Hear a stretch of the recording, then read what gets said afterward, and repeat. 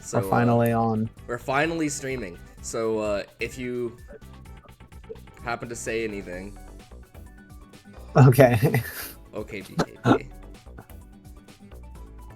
Wait, why is it not showing up on my Twitch? There it is.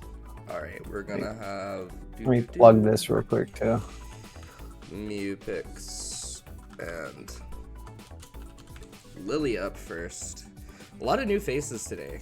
Like just straight up new players that I haven't ever seen before. Yes. Lots of new faces, lots of new people. Some I've noticed playing in the beginner chat. Some of them I don't recognize and they're brand new, so that should be fun. I don't know. I don't remember who all of the players today are in T5. I don't remember the whole list. I know Lily is here, but we're used to seeing them, so it's not all that much new, you know. Oh yeah. But we'll be seeing them in the T5. Lily's quite good, and Mewpix is very. Both these players are pretty strong, pretty fundamental players. You know, both of them are pretty like patient. They're not gonna do a bunch of crazy shit. You know, they're gonna keep it solid. Like they want to play the game. You know what I mean? So. Oh, most definitely.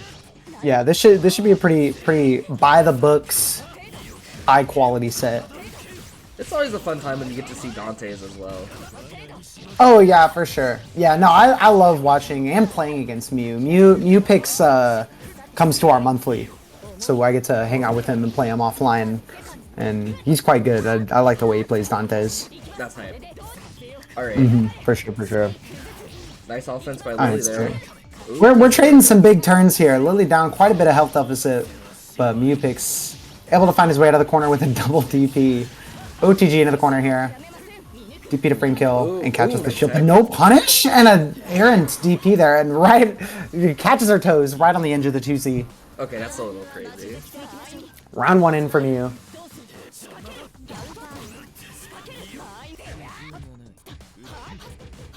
Shield crush for Lily. 2-2C for plus frames. Backdashing to play the spacing game, but Mewpix finds a really well-spaced heat, catching the advancement 5C and a great shield interaction as well. Gonna put Lily back into the corner. Give Mewpix a chance here, but a little bit of a drop there. Gonna drop it, and Lily gets a turn to get out. A little bit lucky. Rekaoki not able to get the full confirm. 2-2C again, plus frames. 6C, we're gonna trade MD there. And a nice shield on the DP.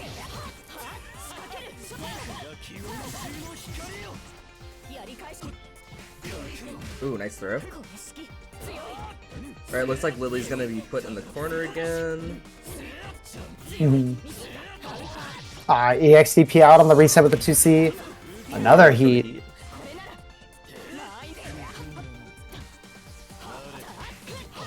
Oh, and the shield doesn't quite catch the falling JC. And so Mewpix is going to be punished. Yeah, I'm already seeing Lily start to look for a lot of IEDs to try to get around some of the longer reaching normals and the beam from Dante's. But Mewpix is just playing a nice spacing, not getting opened up by it, not swinging too errantly. Where he's going to get caught by it. A great beat there, but we're going to just hold it down. Spaced TK beams, but another shield interaction out. Lily's done a great job of shutting down and interacting into the TK beams like that to make sure that Mewpix isn't able to just steal back some greedy turns and really continue his turn in the corner here. And another block DP. Mewpix is going to have to be a little bit wiser here going into the rest of this game about his DPs, because he got punished quite a bit. Bust out with the Moonskill Rekka. EX beam knockdown. Now you gotta safe heat, a little bit of space here. You can just play neutral here. Lily does have 4 bars. No arc drive! Yeah, she can just Avalon. What's she doing? No, so Mewpix, I don't know if full screen beam like that is able to convert into arc drive, because he got Moonskill beam, EX beam, and he got a little beater left. I don't know if you can convert that into arc drive or another EX beam to kill. So perhaps leaving a little on the table there, but able to just.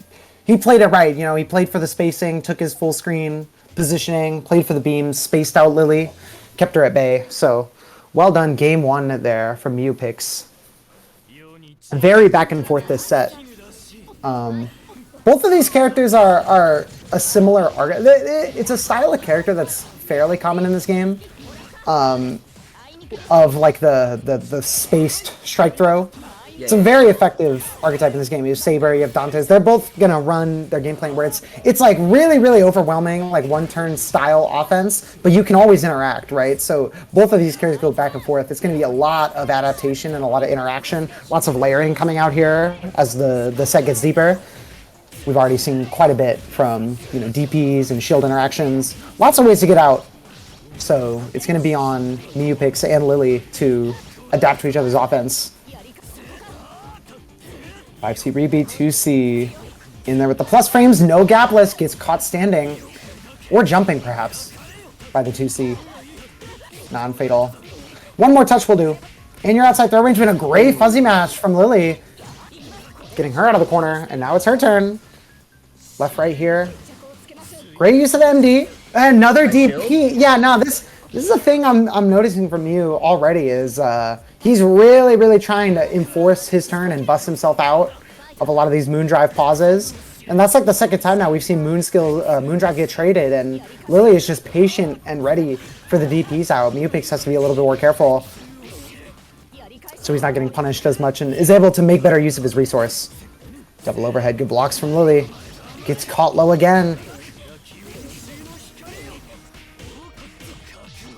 Little air throw knockdown here off scaled starter.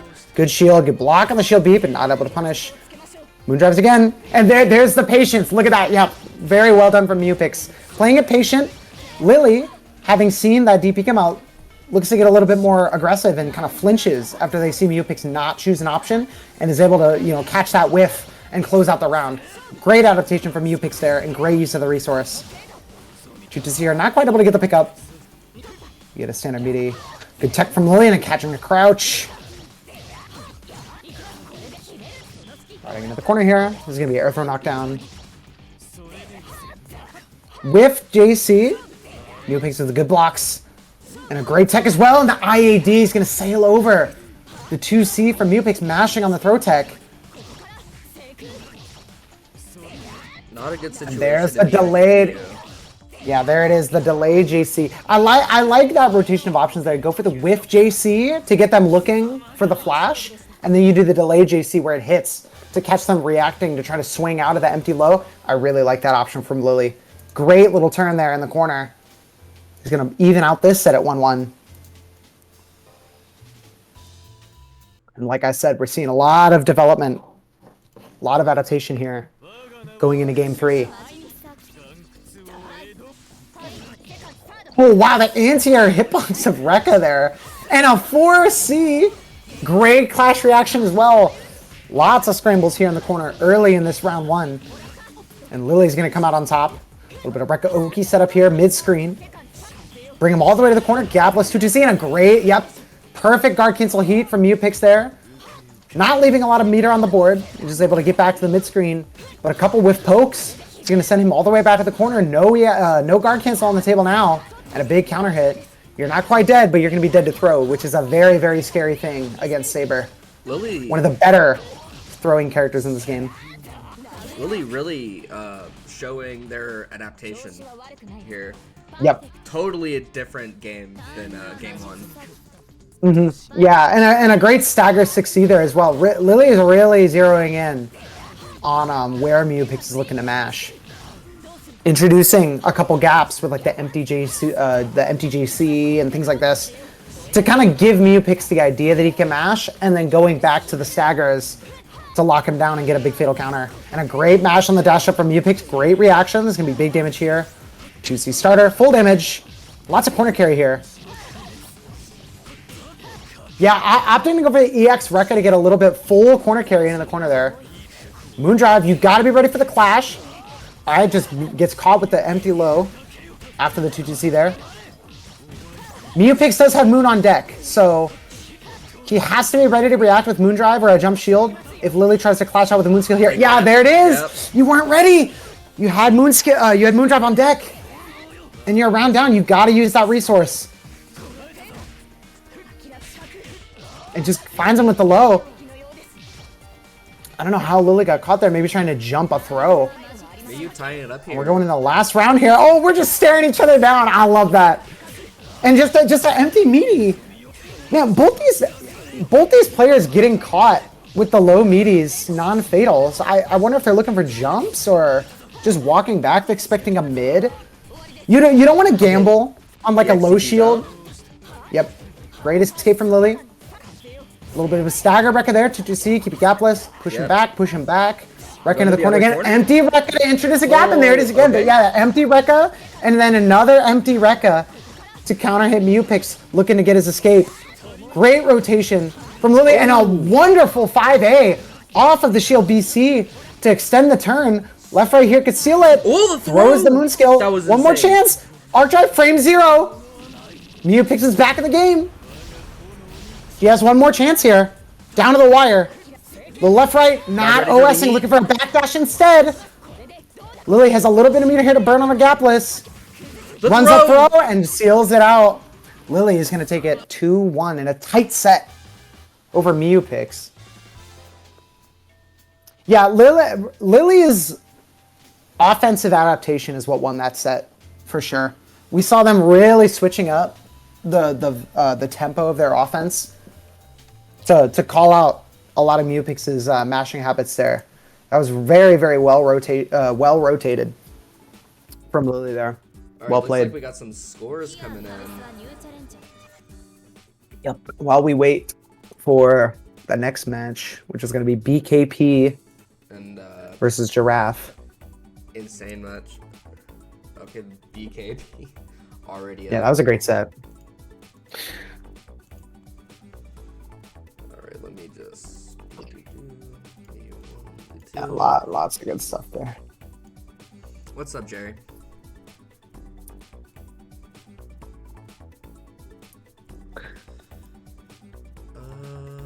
Okay, we should probably tag Giraffe. Tell him he's up.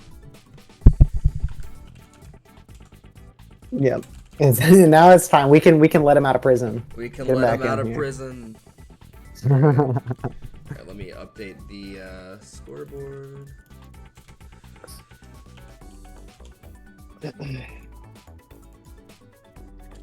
I wonder who Mew-Pix plays in losers. I have a feeling we're gonna see him again. Oh yeah. Later on in the bracket. That was a very, very good set. He's playing Mikado right now. I think Mikado. Okay, that's your local, right? Who did they play? Might be cooked.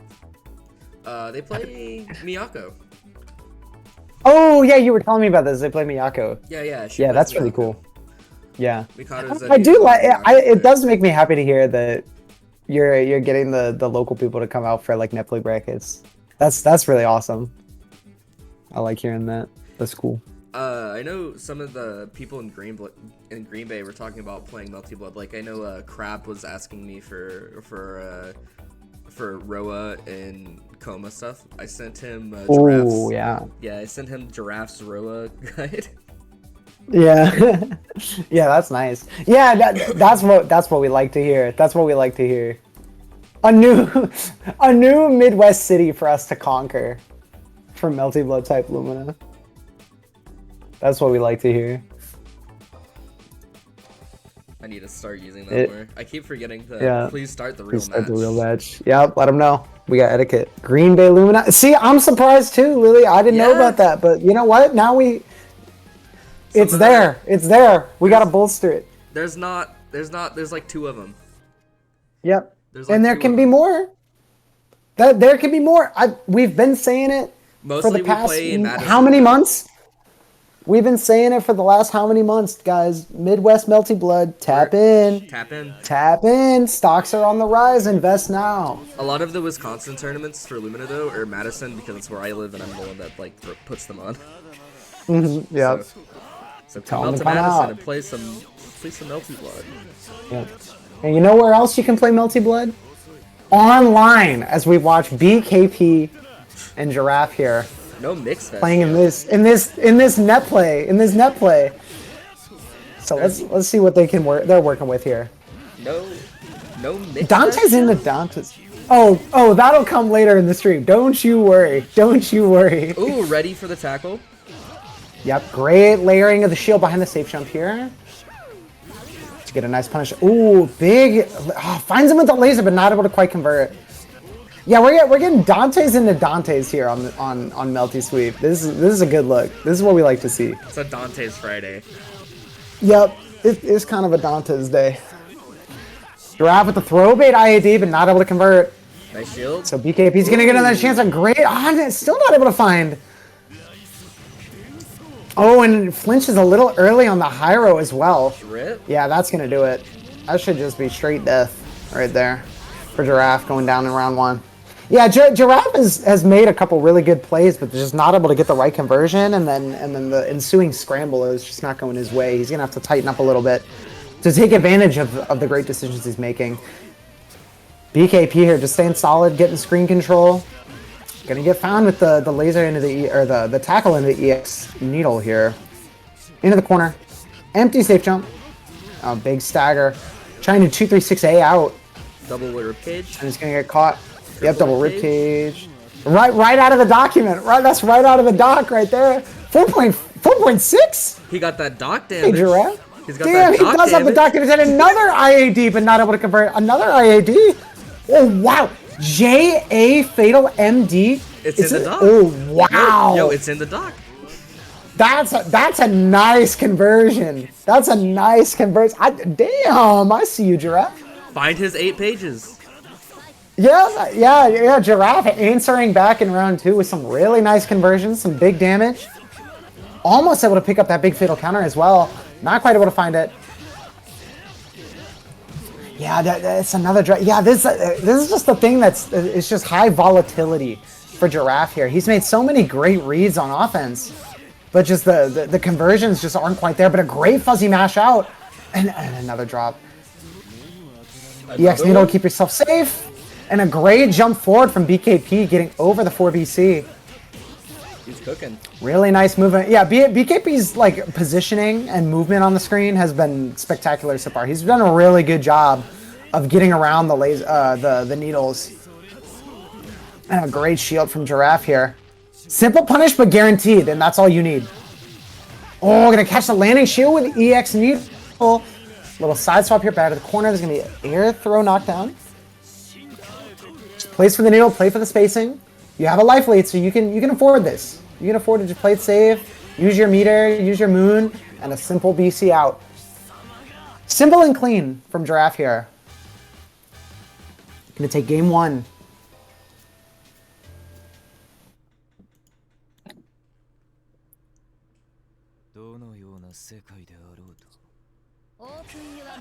Yeah, we're gonna have to see if run up DP. Nah, I fuck with that heavy. I actually love that. That's great. Nasty. 4BC, 4BC, 4BC, 4BC. Giraffe has his plan. His plan is to keep BKP. His plan is to keep BKP, and I quote, over there. With lots of great usage of needle to just keep it at bay. He doesn't want to give BKP the opportunity to move around the screen, because we've already saw in that game 1. It went Giraffe's way, but BKP had some really solid movement around the needle, so you've got to keep that higher APM and that good coverage over the screen to keep him out. And look at what it's done for Giraffe here. Spend the EX rib cage, close out the round. Going into the next round with not a lot of meter, but you're a round up, and you're going to be able to build it back. So Giraffe in a really good spot here. Gets caught by the 5A5C whiff cancel. BKP has his turn. He's gonna have a little bit of an uphill battle here though. He's down around, but he has the resources to do it. He has frame 0 on deck. He has 3 bars. Very, very important. But a big heat from Giraffe. A big spend of the meter. So no meter again for Giraffe and just gain back his moon. This is BKP's chance to really get in and do some damage and force his turn. No EXDP, no heat. You have to make it count here for BKP. Good jump, stagger, great tech. Great tech from Giraffe. I like the slide option to kind of go under and prevent a shield RPS to catch the landing, but not quite able to get the full conversion. And this should be a round for BKP here. You might have to spend 2 bars on it. Oh, an unfortunate drop, maybe a little bit too much scaling. And Giraffe has a chance here. Lots of meter, and you have to be oh, no Hyro again. Okay, I was just about to say, if you're BKP, you gotta be weary of when you're throwing lasers, because with that meter on deck, Giraffe has a chance to Hyro. But BKP able to wait out the heat, not get caught with Hyro, and just play it safe, play with some solid movement, keep it solid, and take out Giraffe, bring it to a round 3. All right, Giraffe is going to find a hit and a little reset there. Off the drop. Very fortunate reset for Giraffe. Big charge. charge. Get a little bit extra damage. Moondrive into the shield. BKP wants to get out of the corner. And a big, huge clash from Giraffe. Going back to the neutral here. No Moon on the board for either player. A blocked Hyro, but that should be safe. And DP's out just to be sure. Heat on the board. We're looking at a really even game here. Not a lot of resource, not a lot of Moon. About even on health here. Giraffe is going to, a little bit of a Hail Mary arc drive there, hoping to find an option for BKP, but as I've said, BKP just keeping it solid, keeping it safe, maintaining his positioning. A little bit of a throw there to introduce the offense. Big stagger there. Able to find Giraffe with the counter, but not quite able to find and another one. And just not quite able to convert. Yeah. This really has been a set of missed opportunities. Oh, a big risk for Giraffe there, trying to get a tackle, sneak it under the laser from BKP, and just barely gets caught. Just a little too slow on the trigger. BKP. And BKP is going to be able to bring it back to an even game with some solid play, some well-rotated offense. This one could really go either way. We're back to a purely even game here. Giraffe trying to force his turn early. He's got BKP in the corner here, finds the empty low. Or not the empty low, the double overhead low, sorry. There's an empty low, and a nice stagger. Is going to find Giraffe a big counter hit. Going to build the bar for an EX knockdown here as well. Giraffe is in a really good spot. Look at all the Moon he has over BKP as well. Ready for any clashes, ready for a DP. IID's into the shield. BKP with a lucky find. Empty throw. Oh, and gets spaced out by a backdash needle. Safe to the BC, but the falling JC from BKP. Use of the Moon, looks for the air throw, not able to find him, throws him right as he lands, and a hard call out on the shield. Hard call out from Giraffe. Giraffe looking to seal this up. A very convincing round 1 in game 3 here. A little early, jumps the gun on the shield, not quite able to punish. BKP's been holding shield a lot, and Giraffe's been swinging into it quite frequently. Giraffe a little bit looks like he has the download right now.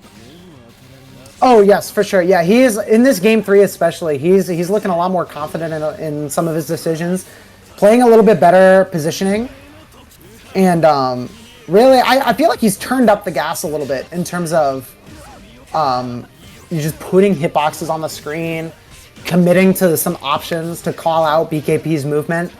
Is doing a really good job of kind of keeping BKP stuck. And not giving him the chance to regain the center of the screen. Right, but, BKP I mean, the thing is, yeah, BKP finds his turn, and he's able to hold it there. Another great heat from Giraffe. Not quite able to cover up the 4BC, but now you're looking at getting in here. You have the advantage on your side, a little throw, run up throw. Yep. I like that patience after the rebeat. I like that patience. Not quite able to catch the backdash, but I like the idea there. I respect it. BKP has Moon on the table here, so he has a really big advantage in this upcoming offense here. Because he can cancel after a risky ender, or if Giraffe finds a good spot and just catches him with the low. Just catches him. Game 3. BKP keeping it even and going in with a Moon advantage here. Very, very big to have that Moon advantage, especially against Roa. Giraffe is going to find first blood here in round 3. Solid damage, back to the corner against Roa. Playing it safe, kind of easing up on the pedal a little bit there, giving BKP a little bit of room to work with. And we've seen what he's done with it. Taking back the corner, going for a little bit of a left-right, throws a little early, and we're going to trade Moon drives. BKP with the patience, but gets caught landing with tackle once more. Huge. Not quite able to confirm the full route.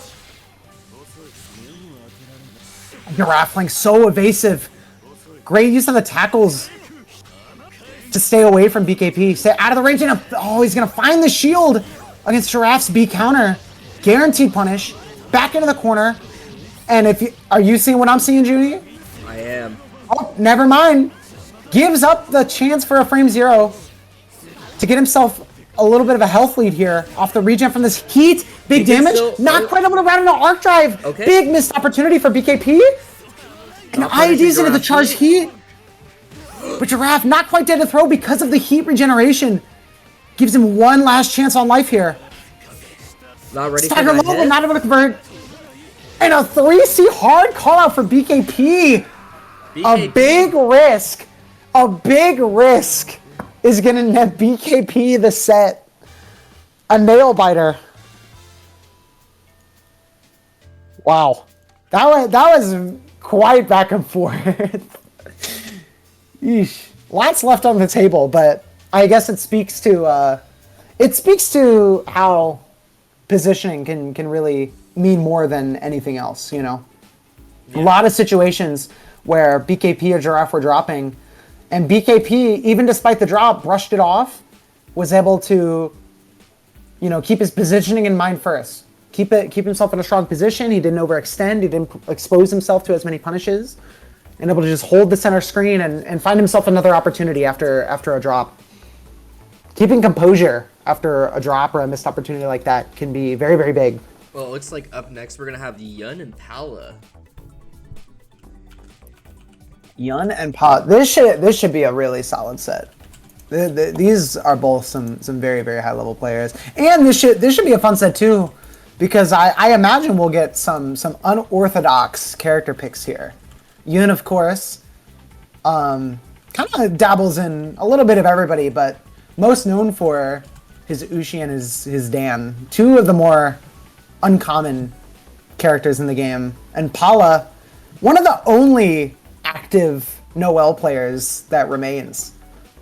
Kiri, as far as I know, doesn't really compete as much anymore, so Pala kind of holding it down for the Noel players.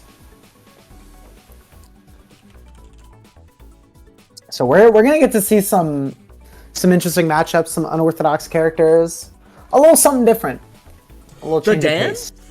This should be a fun set. The Dan? Yeah, Dan into Noel, the Noel off. I played this matchup. This should be. I feel like I've never seen this matchup in my life. I'm not gonna lie. I played this matchup with Cool Pop the other day. Oh yeah. Cool Pop's been training up the Noel a little bit.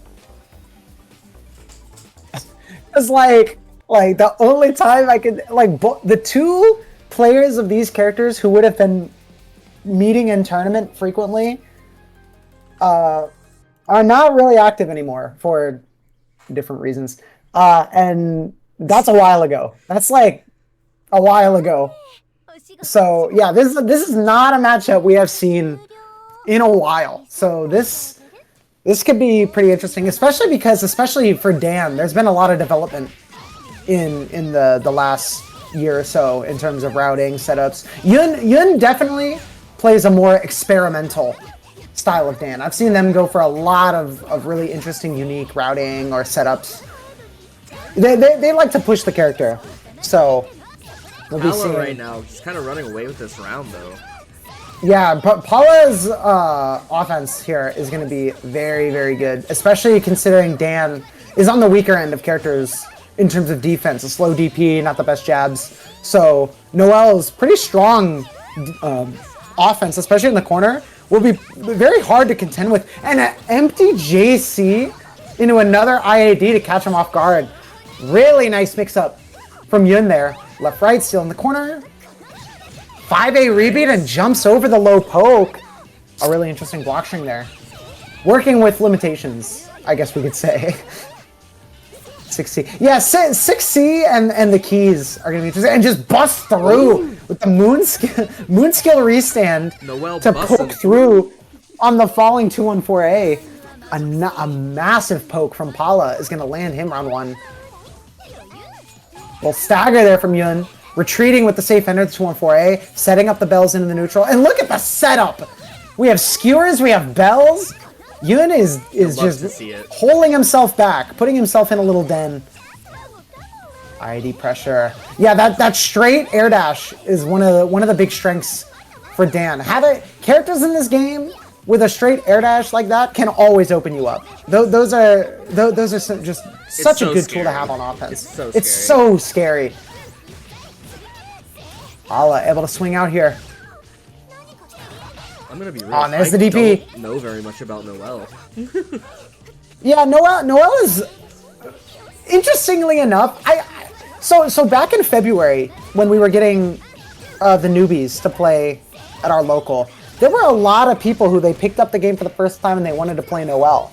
And I was shocked because I had to tell them that no one plays this character, interestingly enough. Which is really funny because she's not bad or anything. She's not bad. She has a very solid, beginner-friendly toolkit, a lot of strengths, but very uncommon, somewhat unexplored, and I think it's honestly just a result of she's kind of like a really solid all-rounder, but this is a game of solid all-rounders, you know? Yeah. So, you know, everything Noelle does, someone else can do probably better. Alright, looks like we're gonna see Yun switching characters here.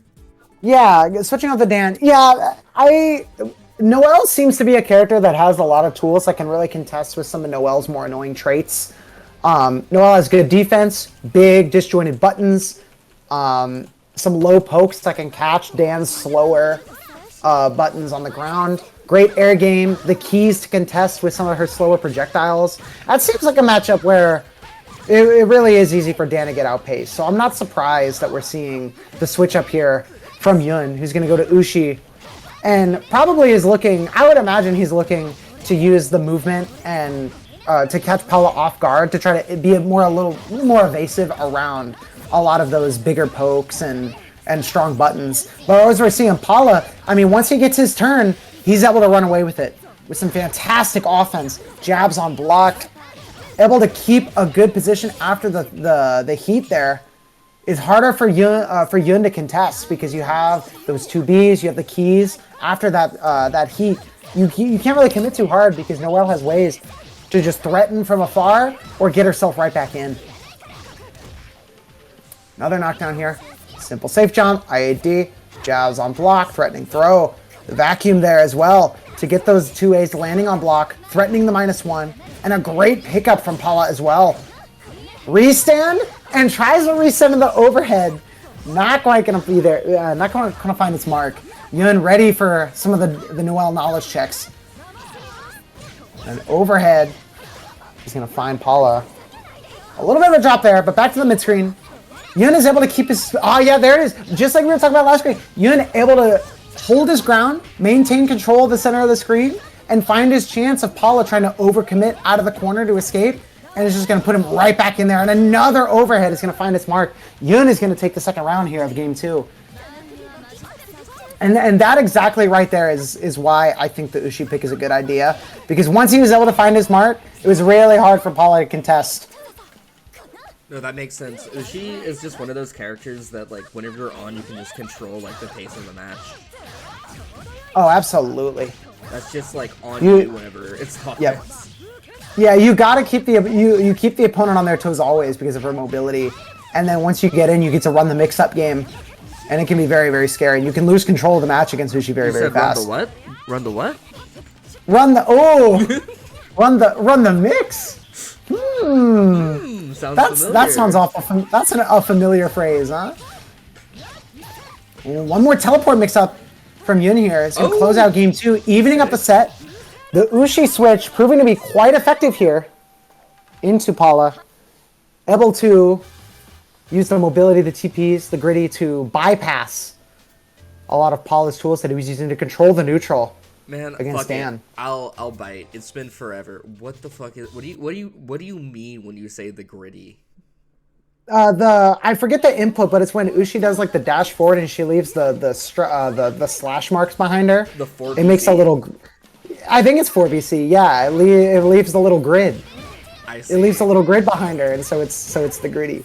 Yeah, what's up, Choyette? Hey, Choyette, how you doing, bro? Hope you're doing good. Oh, mash out from Yun. Yun does not want to hold this corner pressure from Noelle. Not one bit. Ooh, nice throw from Paula, though. Yeah, input error, I think, on the OS there. Moon skill. Oh, lots of moon skills getting flown out here. I don't think either of these players want to play defense, and I don't blame them. I respect. I don't blame them. I wouldn't want to play defense against either of these characters either. Just like that Pala up around. On Paula's set able to take point control out of the once again. scramble. Ooh, Ooh, that was cheeky as fuck. little cross up into a teleport, same side. Tricky mix up from Yunni. One more chance here. Safe jump. A bit of a gap into the overhead. Teleport and a great stand shield and a delay follow up from Paula. A little bit of a reversal here, but Yun having no part of it. Oh, wow. Okay, the key able to keep out the moon skill from Yun. I thought for sure that Paula got fatal counted there. I'm not gonna lie. Oh my god. The overhead 2-2x on whiff. The whiff cancel into the keys is gonna fatal counter Yun. That's 2 key wins for Paula here. And Yun at death's door. Paula's gonna bust out of the moon skill and put an end to it. Going up 2-1 again. Over Yun with the Noel. Very fun set. Yeah, a lot. So some, you know, a little bit of things we're not used to. Some new things to see. I haven't seen Paula play in a while. So getting to see them play again. Very strong player. I'm glad to see Noel rep. Noel's a character that like they're pretty by the book, but I always love watching them because they got some really cool looking stuff they can do, and they play Melty Blood very well, you know. So getting to see Noel again, that makes me happy. I'm glad. And who better of a rep than Paula? Strong player. Gonna take a 2-1 over Yunmi. And we'll see both of these guys later, undoubtedly. I believe it. Yep. A little back and forth there, but Paula able to just keep it solid and scramble out when it mattered. I'm not gonna lie to you. That first fatal counter when EX key, or I think it was a key throw, beat out the tornado from Ushi. I thought for sure that Paula got fatal countered, but it went the other way, I guess. And it came up in Paula's favor. Moving on though. We're moving through this bracket pretty swiftly here. And Havraise. Luffy and Havraise. I don't think I've seen these two play before. This is going to be some shenanigans, as always. Obviously, Havraise probably have a better connection than you'd think, right? I don't know what region Luffy's from, so I don't actually know. It said Saudi I Arabia just know that. GG. Oh really? I don't think they're actually tuning in from Saudi. I might be wrong, but yeah. But yeah, Havraise, it doesn't matter regardless because Havraise has God's gift of strong internet. This dude's internet is absurd. So much to where we just let him tune in from the Netherlands. Because his internet is so good that it doesn't even matter. Bro, this shit's not the tire! locked. Watch out for the tire. This shit's not region locked. Yeah, the last bastion of international play here. Only in Melty Sweep can you find international competition every week. No bans. Mexico is free. They got everyone is free here. Max Fest. Oh god. Great block on the overhead. The tires! There's 2 of them! That's nasty. What? That's fucking nasty. There's 2 tires back to back. Dude. They're going in opposite directions. That's actually atrocious. And somehow, Luffy managed to avoid both of them the whole round. That's impressive. That's just impressive. Able to avoid 2 tires at the same time the whole round. Wow. Oh, well done. Peeping at loser's side of the bracket, and they got Miyu. We got Miyu and BKP playing. That's the Dante's mirror, the Kokorov. That's so sad we can't. I'm so sad that's not on stream. I wish we could tell him to stop the count. That'd be so good to have on stream. We gotta get through this first. Havraise though is moving like a lunatic. Have you been seeing this? Yeah, Havraise's movement and his use of the specials is so good. Like, dude, Havraise is like, I will glaze him forever, even if I think that it's corny that he plays this character, because this dude is like, number one, he's genuinely just good at the game, and number two, this dude takes this Neko arc shit serious, dude. Yeah, he's dedicated. Dude is in tune with this Neko arc character, man. But Luffy able to just keep it clean, prevent Havraise from getting in with a lot of those gimmicks. He's just keeping it nice and solid. Strong Okizeme to mix him up as well, not letting him get away with too much. The tire again, into the corner. He's like, watch out! He's unbothered. The wheel set to go over the tire. Dude, Luffy might be the fucking greatest anti-Nekoark player I've ever seen. Oh, he avoids it again! Luffy is unbothered by the tire. Dude, Luffy is completely unbothered, man. This is great. Dude, Luffy's playing against the Nekoark shenanigans so well. He's playing it so well. His movement, his offense has just been superb at shutting down Havraise from getting his game plan running. And I think that's even more impressive on a character that I don't know about you, but I would not expect Akiha to be one of the stronger anti-Neko characters.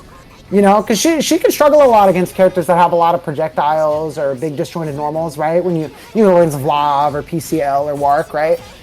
And Neko is kind of like in a weird way similar to that, right? Just all this nonsense all over the screen. It can be hard for her to get in, but Luffy is just putting on a show right now. Maneuvering around the summons, not getting caught by a lot of the gimmicks, just playing it super, super well, using the movement. And oh no, gets locked down in the corner by the esports. All right. And that's going to be a round for Havraise on the board. Let's go. Able to track down Luffy. Something about that skin for Nekoark is kind of unsettling. I think it's the blue eyes. It looks like the Akiha color. It looks like they got like matching colors right now, actually. Look at that. They got matching colors. It's so funny. That one friend with the blue eyes. Yeah. Oh, and now Luffy has been locked down in the corner and they're getting put in prison. The tire is on its way. If Havraise can just lock him down, he's gonna have a chance. Godzilla. All right, Luffy jumps out. Havraise catches. Yeah, this round. Oh wow, another great conversion, dude. This round has just been all Havraise. This has been his chance to get in and run his game plan, but Luffy hangs on by a thread and is able to get their turn going. And if there's anything we know about Akiha, by golly, does that woman know how to carry down a turn. But the EXDP from Havraise, giving himself an advantage here. Great shields on the medics. Eco Arc here to lock it down. And the combo off air throw, are you kidding me? Okay, that's nuts. Great conversion. Great conversion from Havraise. Converting off the Neko Arc behind him. Some great ingenuity. Havraise evens up the set. Yeah, that really was like Luffy got kind of burdened down by a little bit, and Havraise got to run their game plan.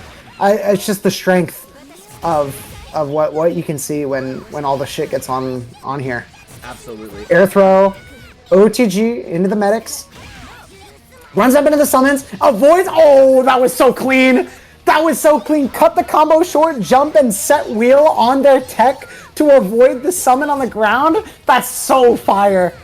Oh my god. I'm just enamored by Luffy's adaptation of this Neko Arc right now. This is just incredible. And a great conversion. Not quite able to find it with a great beat there. A little tough to combo. Good blocks and the empty throw. Havraise finds a meaty low. Yeah, that's another thing that can be kind of annoying when you play into the Neko Arc is a lot of the Oki is kind of like fake, right? Or like they'll give up a lot of the screen to set summons, and so you want to get out and take what's given to you, and then that's when they just run up and do some normal shit. They just run up and like do a meaty,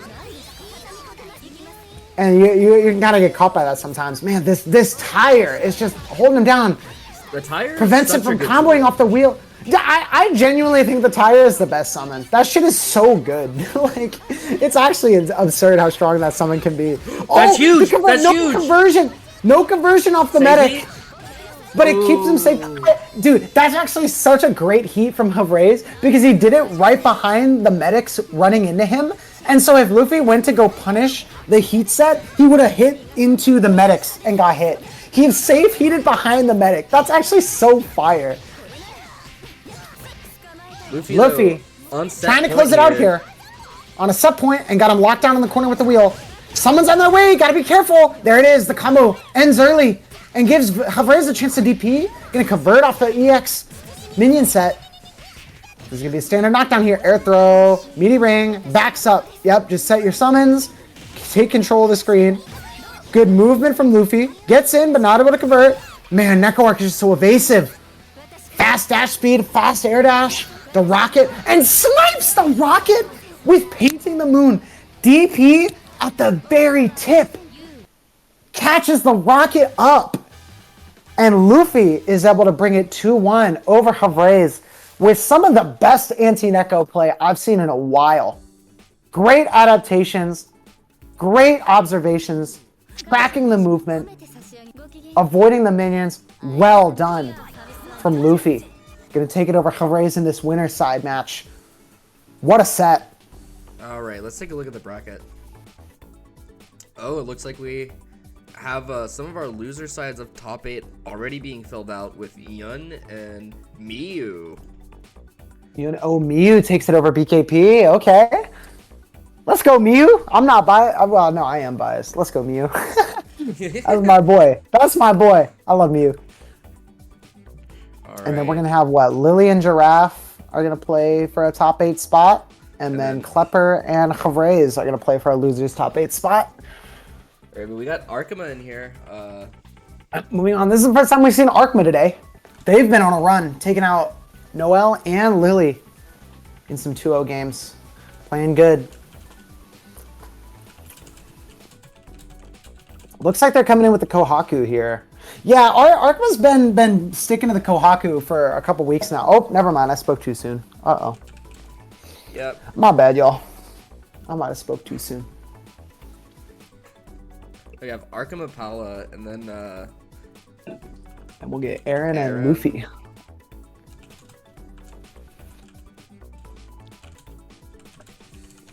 We haven't seen Arkema play today, so I don't know if... Okay, no, he's on Koha. Okay. Yeah, he's been sticking with the Koha for a couple weeks now. Pretty consistently. I haven't seen him play anything else in net play brackets. So he's sticking with it. And I've been loving his Koha gameplay, so it's always a treat. So I don't mind that one bit. And I'm choosing to go into it on Noelle, or into Noelle rather, which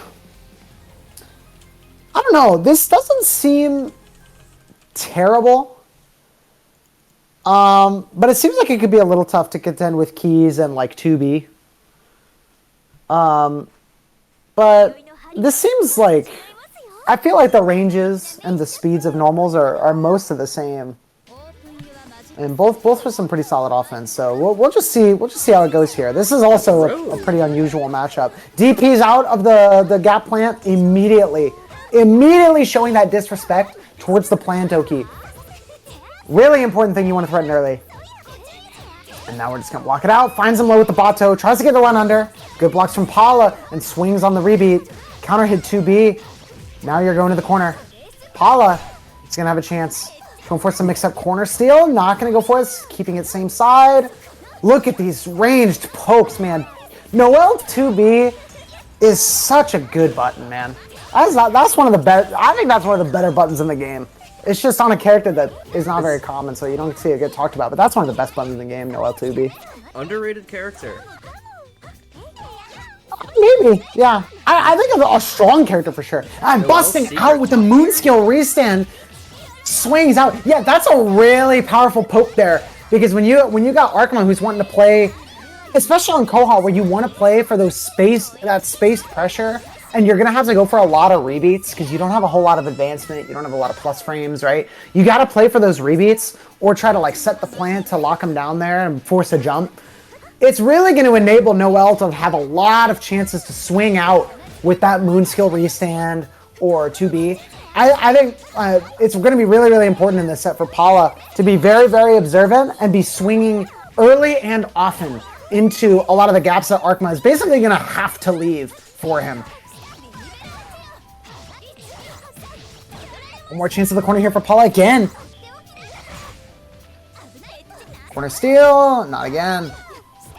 I'm not gonna. Do you know the tell for whether it's a corner steal or if it's gonna be same side? I don't actually know. I haven't played into this character enough to know. I have no idea how to see. I don't know how to see that setup. I haven't played against Noelle since like like for more than like a second since the game came out. Like I said, Yeah. Cool Popcorn and I played like a set the other day of Dan Noel, but like Yeah. Ooh, a walk out of the corner from Paula. Really nice option there to neither of avoid us the knew what heat. we were doing. It's supposed to be Yeah. fully unseeable. Oh, it is unseeable? Okay, That's so what Luffy it's just said. a 50-50. Okay. I believe him. Yeah, it's just such an uncommon setup that I really don't know too much about it. So yeah, unseeable. But so far we haven't seen the opposite side. So we'll have to be on the lookout for when Paula is going to be busting out that corner steal to catch Arkma off guard. Because undoubtedly you want to be looking for it, right? But, you know, at a certain point you got to just see what's in front of you. So that's something Paula can keep in his back pocket here to catch Arkma off guard after taking that game 1. Plan set up here, 5B to catch a low shield or a jump. And she's going to catch him with the overhead here. Not quite able to find it. The clash through Bato, but the EX cancel from Arkma. Good fundamentals. Gets counter hit. Not quite able to find it. And this round has just been all Arkma. Oh, not quite able to find it again. A tough range for Arkma to convert there. And just a sliver of health as Paula tries to claw his way back. Paula really has a chance to put a dent in this round and still preserve some resource. He has Moon on deck. Yeah, you can just take that. No need to spend the resource. You can just make Arkma a little scared and go next. Because you're going in. Look at Arkma with 0 Moon. Lots of meter on deck though. Counter hit keys. A little stagger on that key there to catch him off guard. Run up throw. A little left right here. Jump again. The jump JB. BC clash out. A great JA from Arkma. Not able to lock him down. Shield RPS. And oh, just a narrow whiff on 2B. And Paula's able to take full advantage here. Pushing him all the way to the corner. Not going to go for the setup. Maybe a misinput there. He looked like he hesitated just a little bit. But you still get something solid here. Able to convert a situation. And that's going to be... yeah, you're dead. Oh, not quite. Just barely. The guts. I was questioning it. He was just barely in front of the round counters, but I couldn't tell if it was gonna kill it. I was real close there. But Paula's able to close it out regardless. Paula owns set Charge right plant. now. Yeah, charging the plant to like push his space a little bit forward so he can run behind it. I like that play from Arkma, but Paula able to just hold his ground with his big normals, punish a low shield, a gamble from Arkma. Big damage here. This is going to be 4.6. Great damage from Paula. Oh, wow. The double jump tries to get over with the 5B. The big anti-air capabilities from Koha. Shutting down Paula, trying to get a little greedy on offense there. But nonetheless, able to convert out of a bad situation, narrow it down, and take out Arkma on the Koha. Paula with a clean 2-0 over Arkma. Continuing his run into winners finals. Kelper over Havraise. Whoa. Ooh, Klepper over Havraise. Yep. All right. Yeah, Klepper's quite good. Luffy and Aaron. Luffy and Aaron continuing this winner's side, this winner's semifinals. This is going to be a big one too here. Aaron and Luffy, 2 very strong players, and 2 very strong characters as well. PCL Akia. Yeah, we had a little bit too much fun with the uncommon characters. It's a net play bracket. We needed some top tiers, guys. Yep. We got to get back to the top tiers. Give me this PCL. Give me this Akia. we had enough fun. We had enough fun with this Noel, all this business. It's time for something a little boring, something we're used to. It's time to come home. Time to come home. Time to wake up. Yeah. Yep. Time to wake up to the harsh reality that, sometimes the top tiers win. Sometimes your low tier hero just doesn't pull through. Sorry, Chud. In Melty Blood type Luminant net play, the top tier gets the girl. I don't know, man. Depending on how this set goes, Paula could be looking at a chance to really defy the narrative, man. Paula's been playing sharp all tournament. It's been what, 2-0, 2-1, 2-0. sitting in winners finals here. Paul is a very strong player and definitely proves their worth on that Noel, man. You never know what could happen. I'm so glad we get to see Paula play. It's been so long since I've seen them play. Giraffe, I don't know if they rounding out our loser side of top 8. Oh, Giraffe over Lily. Oh, wow. Okay. 2-1 over Lily. Ooh, a tight set as well. Yeah. Yeah, a lot of those losers round 3 matches looked pretty good. Yeah, like Mew versus BKP, Klepper Havraise, and Giraffe Lily. Those are all some pretty nice sets. Unfortunately, we didn't get to see them, but you know we gotta run the stream on time. Yeah, where's Aaron at? But yeah, those are all some pretty solid matches, and it's gonna round out a pretty strong top 8 here. Looking at this top 8: Arkma, Paula, Aaron, Luffy, Yun, Giraffe, Klepper, Mew picks. It's a really solid top 8 here. We have some great sets ahead of us here.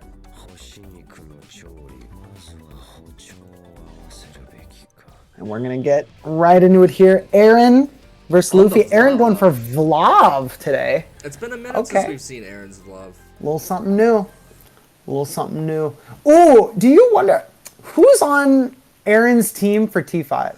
I haven't looked at the T5 stuff yet. I wonder. I almost wonder if this is like a T5 coaching thing, because if they got a Vlav player on their team, right? They might be doing it to show. I wonder. I need to get a list of because T5 is gonna last like a month or so. I need to get a list of the team so I have that on hand for commentary for the next month.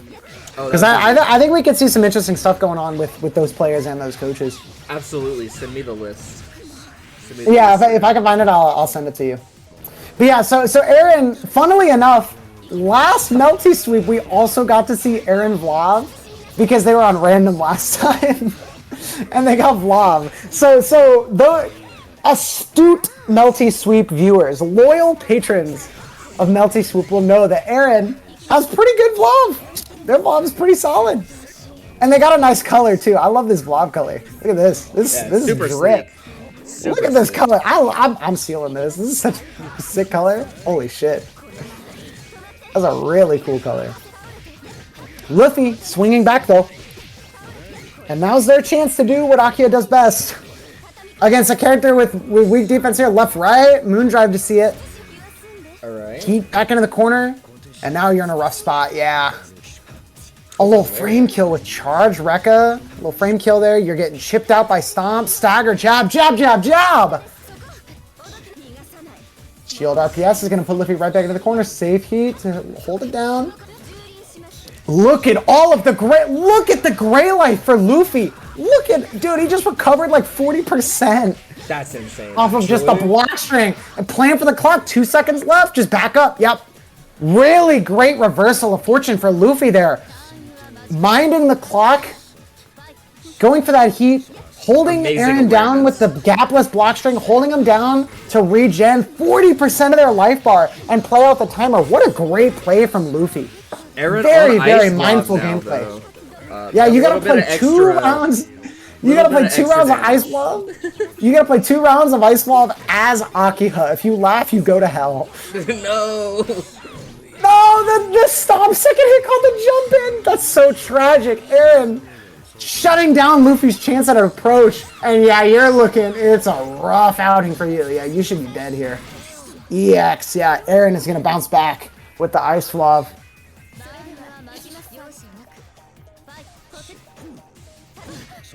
All right, yeah, just keeping him out.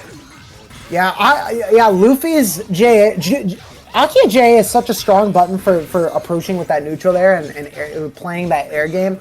But Aaron just with the jump back, the neutral jump, keeping their space and playing for the range of the JB. Excellent spacing. I love Zoe. To keep Akia out. Yeah, Aaron has done such a good job of keeping Luffy out. And that's one of the real big struggles for Akia. Oh, but he's able to find it with a great jump over the up fireball from Aaron. And all that meter. Great movement from Luffy. Yeah, 3 bars of EX wheels and Moon to keep yourself safe. to get out of a clash. This is looking really, really scary. Throws the wake up moon drive as well and baits the shield with moving wheel. What a play from Luffy in arc drive and you're dead. What a sequence. Aaron's life bar. Yeah, that's the thing in this matchup, man. It's so hard for Akia to get in, but you make one just really nice. You find one really good path in to get your turn, and the Vlov's life bar just evaporates. Massive, building all that resource from shielding the Vlov projectiles, stockpiling up so that when you get your turn, you can run it all the way to the bank. Well played from Luffy, taking game 1. Charge by B, a stagger low after the IAD is going to find Aaron. A little bit of a drop there.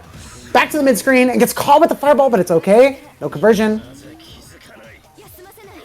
Bites a little early on the EX Lariat, but still pushing into the corner. Meaty low. Patience from Luffy. Oh my god, this steers the wheel again, pulling it out to make the shield whiff and punish. That's 2 times now. Luffy really shutting down Aaron's immediate defensive options on that first mix-up. And this is going to be really important later. Trading blows. Neither player able to find it, but Aaron able to block string, push to the corner, play that range.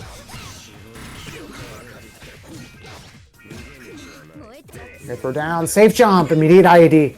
Great blocks from Luffy, and he's going to take a throw here. Not the end of the world, though. Good blocks on the IAD again. Run up throw. You can take like one more of these. And yeah, there's the patience. Shield BC. Luffy with the patience, willing to take the throw to prevent himself from getting fatal countered and losing control of the game. One more touch now. Putting yourself in the corner again. Look at the resource from Luffy. Almost full moon. 2 bars? This is terrifying if you're Aaron. Rebeats. A heat out from Aaron. Shields in. Wants to get right back in. But Aaron's going to mash out on that high JC. Not as much frame advantage. Why did they and leaving a gap for Aaron. Just close it out, I guess. You want to be sure.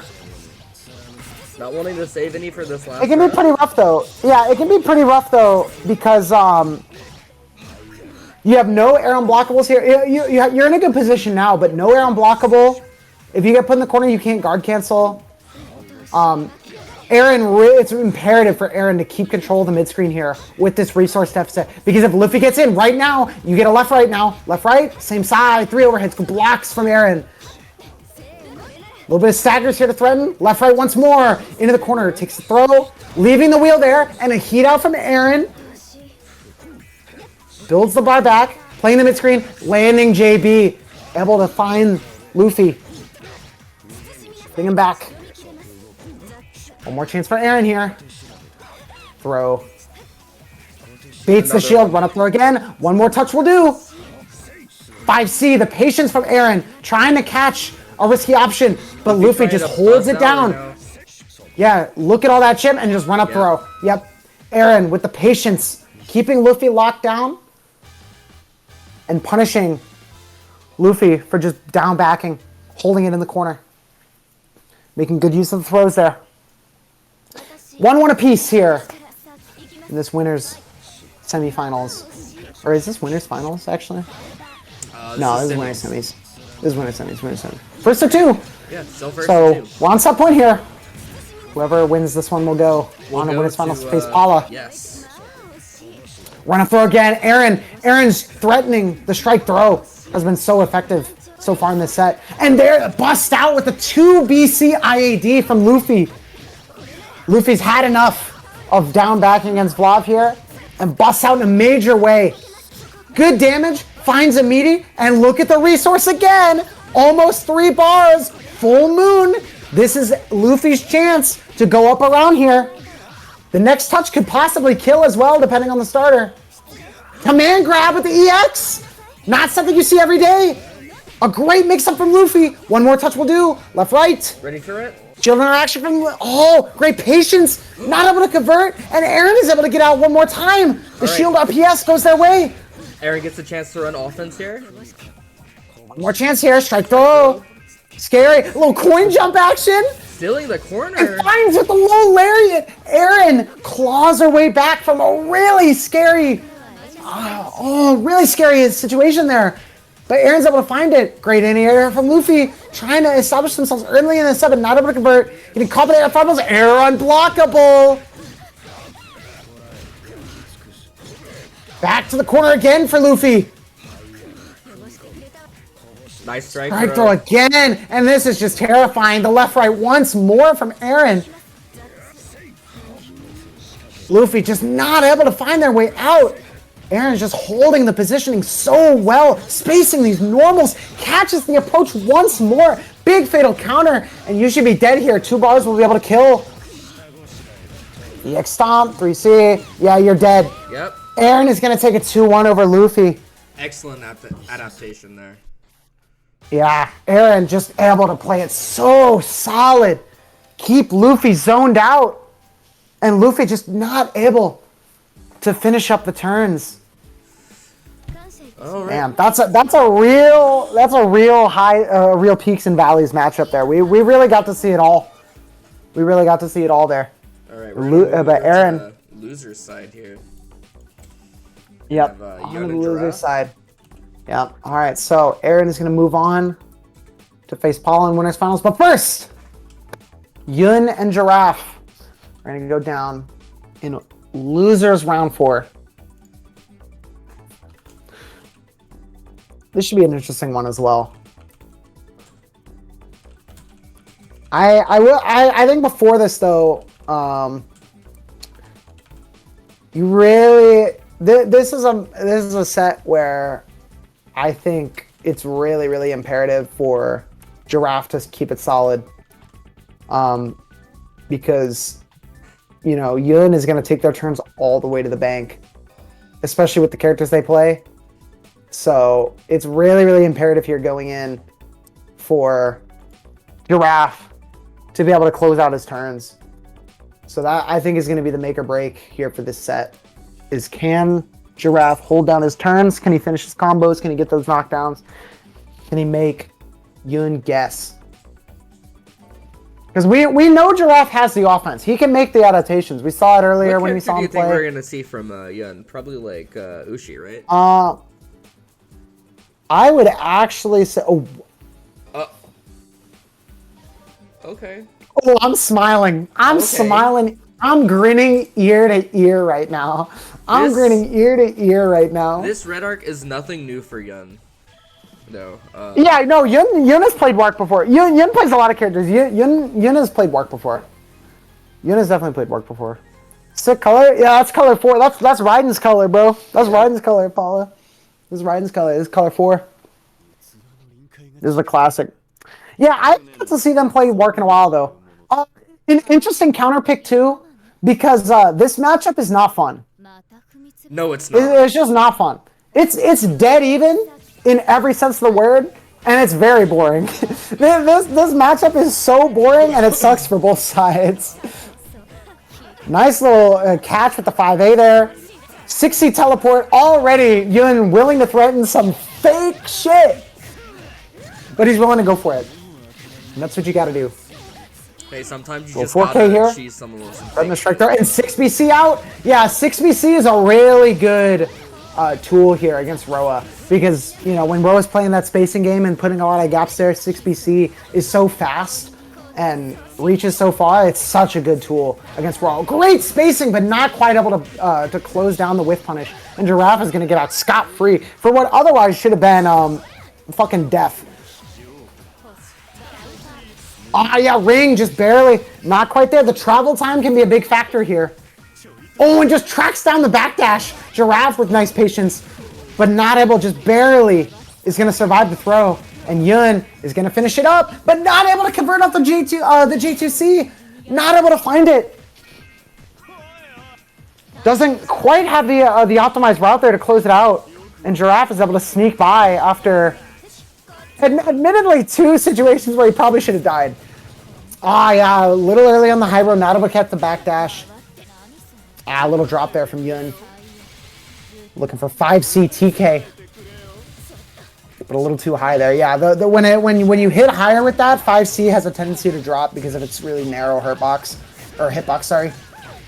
You tend to drop there. Relatable. And great shield on the high row. Expecting this the panic situation. Not able to convert again. Though. Not quite ready for it.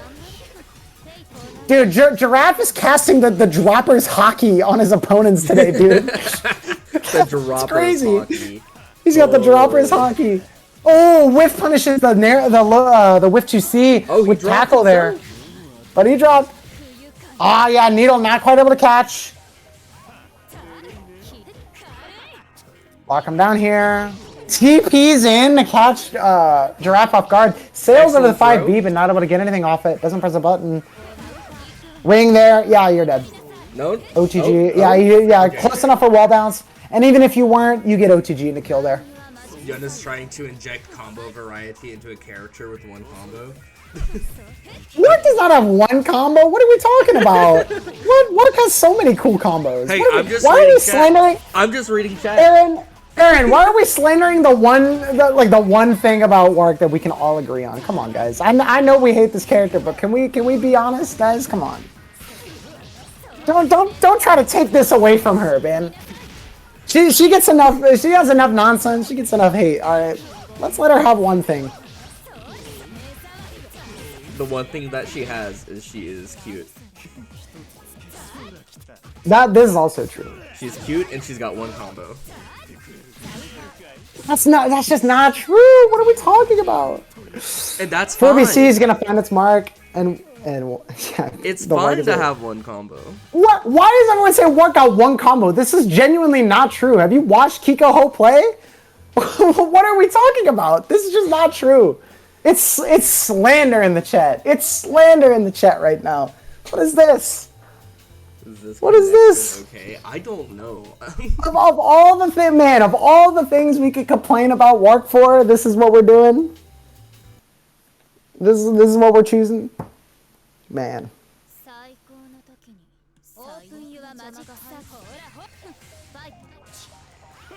We're going into game 2 here.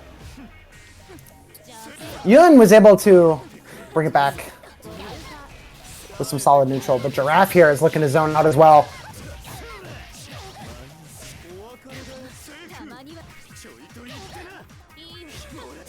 Ooh, a nice little air dash mix up, but great blocks from Yun, and there's the eject button! My favorite. It can happen to you. Dude, don't just hold shield for an eternity. and perhaps through force of will, just manifest his opponent to hit his shield. Whiff ring Oki. Giraffe just goes for the moon drive to get through it. Doesn't want to interact and have to guess on the whiff or the strike.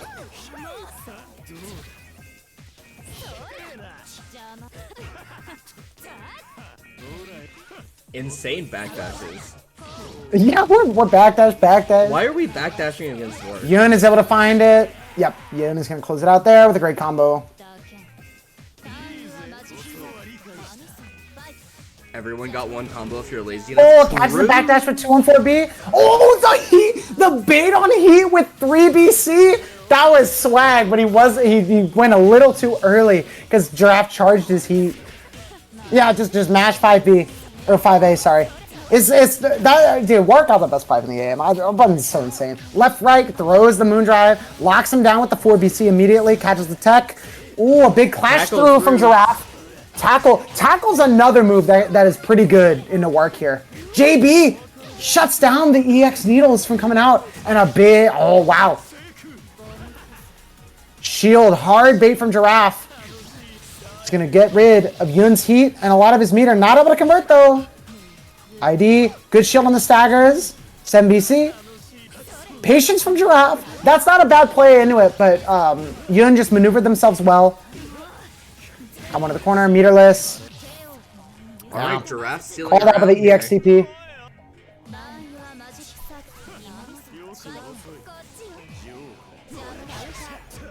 What?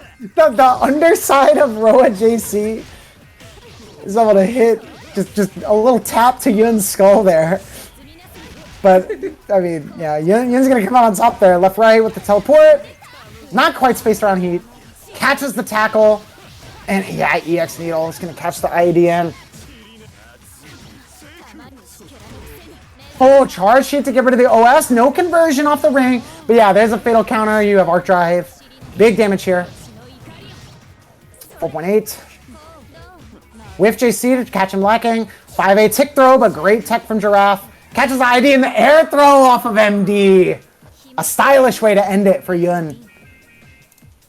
Taking it 2-0 over Giraffe with the work.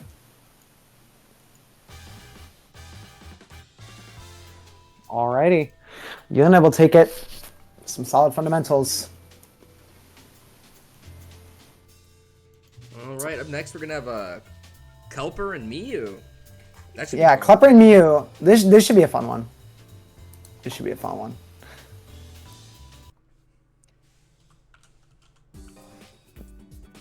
Don't know how to press it. Klepper That's fair. Here. That is fair, Giraffe. I feel you.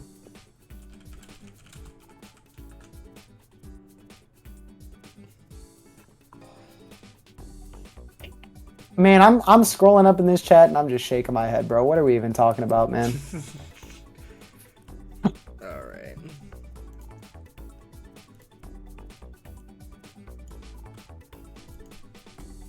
So we got Klepper. We just saying anything. I will pre-order the Switch 2. Are you taking out a loan to do that? Like, what do you mean? You taking out a loan to pre-order the Switch 2? What the fuck? That's crazy.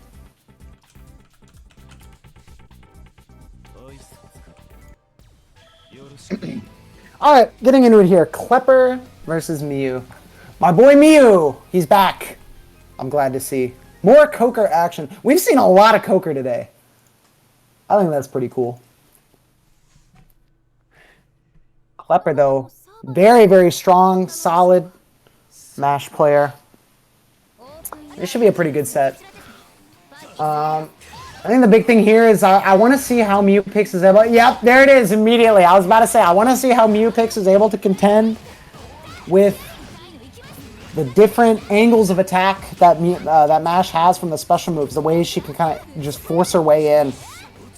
I want to see how Mewpix can contend with it, because Mewpix is otherwise a relatively patient and by-the-books player. But, you know, desperate times call for desperate measures sometimes. So I want to see how he's able to navigate Klepper's aggression in the neutral. And some good offense as well here. The back hit of JC just doing great work for Klepper here. And there's dive kick again. Yeah, you can't keep MASH locked down. You've got to be ready for it. That's scary.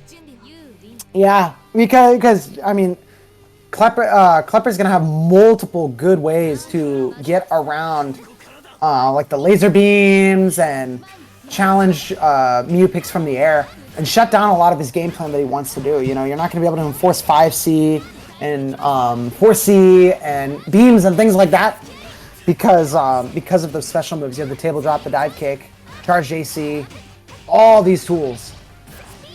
Lots on the table for Klepper to play with. If we're not down here. Oh, 60 overhead finds its mark. And that's going to be death for Mewpix here. Klepper taking it quick and clean in game one over Mewpix here with a perfect to close out game one. Yeah, pulling out all the tricks. I saw table drop, I saw dive kick. We're probably going to see 623, 214C soon enough here. We're going to see a lot of goofy stuff. And some good combos as well. I was messing around with MASH routing the other day, actually. Just trying to see what she was able to do. See what the routing looked like. And she's got some pretty sick combos. Big damage as well. So, you know, taking notes on some of Klepper's routing here. He's got it locked down. Throw tech, and just moondriving to see what's up, and we're just going to trade moondrives. I like the little stand down they had. Yeah, I will say that. That's what I'm saying is Mewpix is really like patient, observant, calm, just trying to play it really, you get a lot of people who want to get on Dantes and just want to fucking force their way in. They just want to do some belligerent shit, you know? But Mew-Pix is calm and calculated. This is an honest, upstanding guy in this game. You know what I'm saying? And that can be very, very effective against a lot of players, but it can also leave you open to getting abused by someone like Klepper, who is more than happy to just start swinging in your face. So we're going to have to see Mew-Pix really, tighten it up and prevent Klepper from forcing their way out and getting belligerent. Safe to the shield there. Goes for the meaty throw. Catches a moon skill there. Not quite dead. Ready for the clash, and a great reaction from Mew-Pix with the jump shield. Very hype. Great reactions there. That's what I like to see, especially after, a tough interaction loss to not react into a clash in his first set we saw on stream. Seeing him bring that reaction out here in the second set now that he's a little warmed up, very, very good to see. Great adaptation. But Klepper is going to continue his tour de force in the corner here. A heat out from Mew-Pix, going to put a stop to it. Jumping over the shield bash twice, but the angle of beams is not quite enough to catch it. So hard to challenge there when Klepper can just, really move around the screen and put himself in uncomfortable positions, put himself in blind spots that Mew-Pix can't, and get a full combo off it, and a counter hit mash as well. Mew really trying to force his way out here, but just not able to find it. Klepper going for a left right here. ID back. Shields ready for the moon skill. BC. And Mew-Pix is going to find the low. Another chance here off that shield RPS. Goes for the safe heat and just right back in. Klepper just right back into the action. Off of the tech with the table drop. Here. Klepper on set point. Yeah, dude. Klepper has not taken his foot off the gas. Back hit of JC. So tough for Mew-Pix to find his footing in the neutral here. Really, really tough for him to contend with so many of these tools. Mash just has such deep pockets, so effective at really just putting a big swaths of red all over the screen. All right, that careless shield might get Klepper in big trouble here, though. Yeah. Yeah. Klepper at risk of dying here, but a big jump out! And a counter hit. All right, Klepper getting to play tough for Mew-Pix here. Not able to finish his plate, and it could be costly. Moondrive and a 3C! Huge. And aggressive. No! The dive kick? Mew-Pix! No! Is he had over it. Yet? Left, right. Oh, frame zero. Okay. Okay, right. He got it. He got it. Does not show. Dude, Mew-Pix made such a great play with that 3C on the table drop, and just was an unfortunate drop, but able to close it out, reaching into some of the dark arts. You'll love to see it. With the wake up art drive, reaching into the dark arts, tapping in to the Satsui no Hado to close out the game and keep himself alive. Mew-Pix. He just wanted the hanging on for dear life and just getting tracked down. The backdash is going to get cut as well. It's just so hard for him to find his footing and play his range in this matchup. Klepper is just stuck to him like glue. Klepper not ready for post heat. There's the conversion. Yeah, there's the conversion I was talking about earlier in the stream. Yeah, the moon scale beam after heat in an EX and arc drive. It does confirm. So he does have that. Able to get the full damage off of his heat. And he's going to be able to take the hit as well. Yeah, he's able to take the hit as well. Finding his confidence. This is what Mew-Pix needed. He really needed to just keep Klepper contained, and now he can run his offense. The staggers off 5C, the 2C to catch the shield, and Mew-Pix goes up around now, putting Klepper on set point, completely shifting the momentum of this set. Oh, throw wake up! Man, Mew-Pix really going for something risky there. All right. Putting it all on the line. Klepper having as 4 bars to play with here. Yep. So 6C, great shield, and there it is again in the blind spot. The blind spot, just Mew-Pix not able to find it. The dive kick going under, unable to be punished. EXCP, Klepper's ready with the safe jump. You should be dead here. Probably, yeah, you only gotta spend a bar. Yeah, there we go. Klepper going to the next round with a lot more resource on the table.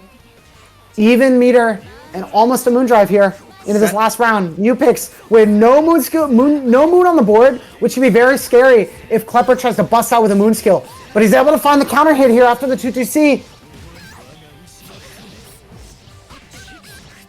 Meter on the board, air throw knockdown. Shield, safe, and catches it with the 4C. And a fortunate fatal counter off the drop. This could be just what Meowpix needed. A turn of fortune. One more touch will do. Yeah, ready for the heat. The moon's reaction. Meowpix is ready. And Meowpix closing it out with a perfect, dialing it in after a really rough game one. Finding his footing. He locked in. Tightening up his offense. Meowpix is able to take it 2-1 reversed over Klepper. What a showing from Meowpix. Great use of the resource. Great display of offense. All right, we're up to our top Wonderful 6. job. That's my boy. Good shit, bro. That's a great set. Are we running? We running more losers first? Do you want to? I. Pretty sure we run Up to you. losers quarterfinals. Yeah, we'll do it. We do losers quarters, then we'll run winners finals, and Yeah, the sounds right. losers Yeah. semis, losers finals, grands. Yeah. Sounds Yeah, great. you told Mew to lock in, and he answered the call. He answered the call to duty. What a set. $500 deal or no deal Ash strike throw.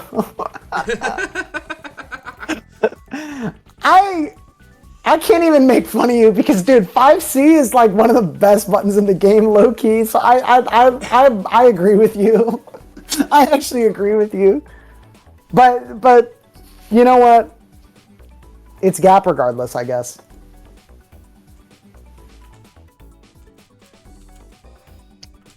Hey man, you played it safe and honest. I only saw one frame zero command grab, okay? That was by the books, okay? That was by the books, fair play, no fouls, no red card, no nothing, dude. I can't hate on it. I can't hate on it. That's fundies, baby.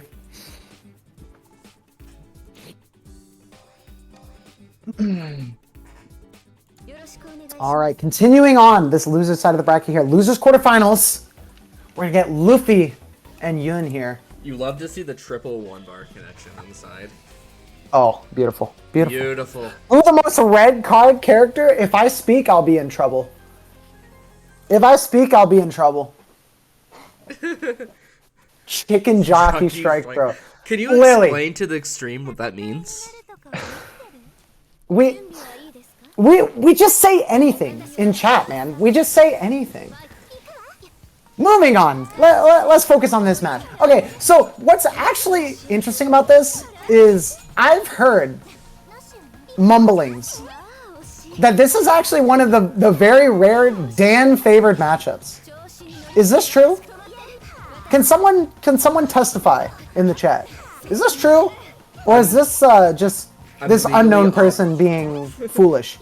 I'm legally obligated to downplay this character, so... That's what Yun says as well? Okay, it must be true then.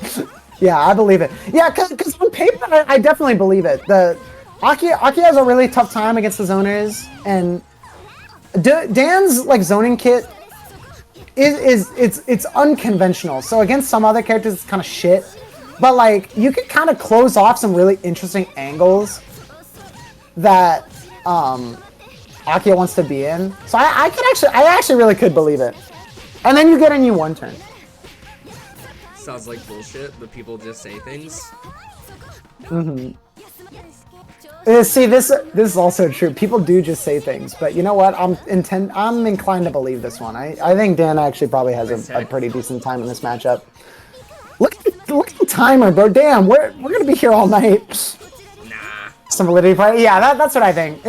I definitely understand the vibe. safety. Oh, we're gonna be here all night. But Luffy's able to find the axe kick, jumps over the blow poke, and is able to play for the clock here. Yeah, just extend. Yeah, play for the clock. Akia Loki doesn't have matchup except like Dan and Mario because genuinely Akia. Yeah, no, that's the thing. Akia is in that class of characters where I feel like it's actually hard to like talk about matchups because they can literally just win when they choose to. You know, like they touch once and they lose. So it's like, is the matchup really bad if they just win? You know. One of the hard characters to talk about. Lots going on there. We're seeing Luffy do a pretty good job though, playing a little patient, able to convert the turns, find his routing over the low pokes, contend with the zoning. Yeah, look at the timing of him jumping over the Bell's explosion, timing it really well, staying outside of those hitboxes, playing keep away from Yun, not letting him get the big hit to convert into the Oki, and finds his chance with the mash out 5A. Here's your chance, because look at all the meter. What, look, full moon, 2 bars. Safe jump. 5B to catch a low shield. Yun's able to get out with a backdash and get right back in with the IAD. Now it's their turn to play the set play. Let's go gambling. All right. Woohoo! We won. Oh, and just gets caught immediately. I think he was looking for maybe a thrower to mash out of the wheel getting moved. Gets caught there. Fight again. Heats on the 5B. Knowing the OS isn't coming. Luffy's really trying to call out that low shield. That empty JC again mix up, but Luffy with the good blocks. Blocks again. Stagger, stagger. Busts out with the 2BC clash frames. Not able to find the IAD, but able to convert the situation right at the end there. 3 seconds on the clock again. Guys, we are going to be here all night. These sets are going forever. Dude, you know what? I actually respect it. Luffy is really willing to play the clock here. Right, he's playing for the clock. The clock is a resource, and I respect it. Character is just dog shit. You're spitting, bro. Head is just dog shit. See, I can't argue with that. I can't argue with that. You're spitting. Yeah, this son of Vlav and top 8. Yeah, Noel. It was Aki of Vlav when we were going to time. Now it's Aki of Dan. We're going to time. There's another Vlav. We're going to time. It's, there's buckle in, guys. There's a constant variable there. Yeah. There's timeouts. Mm-hmm. Exactly. That's why I'm saying, like, I did. Regardless, I respect it. Like, playing for the clock is definitely valid in this game. Like, I have a feeling with that's something. We'll go to time. We sure hope so. I don't know. We'll see. I mean, hey, doesn't matter who's on the screen. If Luffy's able to get these conversions in the corner, I mean, we're gonna end this quick. Yun able to find his way out though. There's the moon drive. Keep it guessing. Luffy with a great jump out and a punish. Back into the mid screen here. Get another 3C knockdown. Oh, not able to find it. A little bit of an input error there.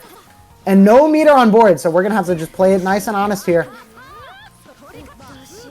It's going to be a little bit harder here as well for Luffy to accumulate as much resource. Because when you think about when he played into Aaron on Vlav, when he played into Yun's Dan just before, when you play into those zoners, it's hard for you to get in. But you do have the fact on your side of you can shield the projectiles to build up your reserves of meter.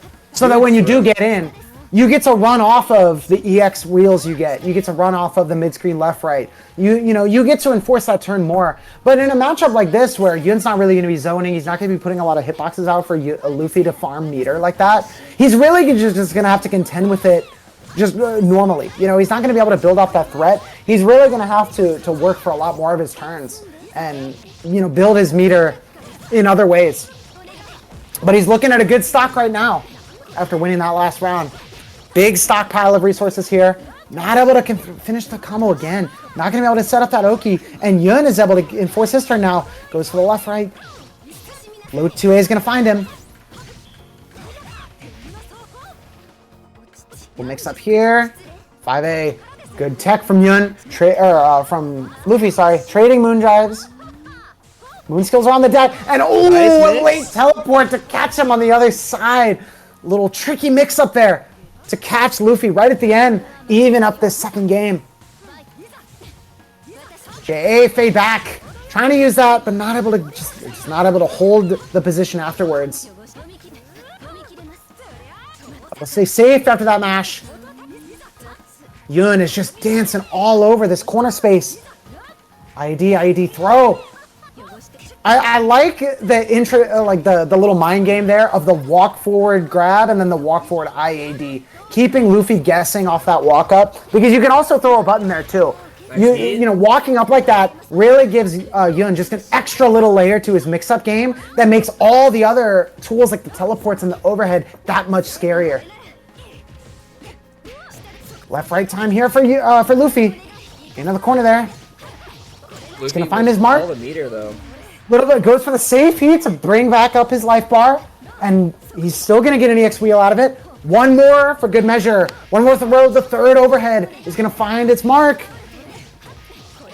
Luffy looking pretty strong here. He does have Moondrive to beat a wake-up option.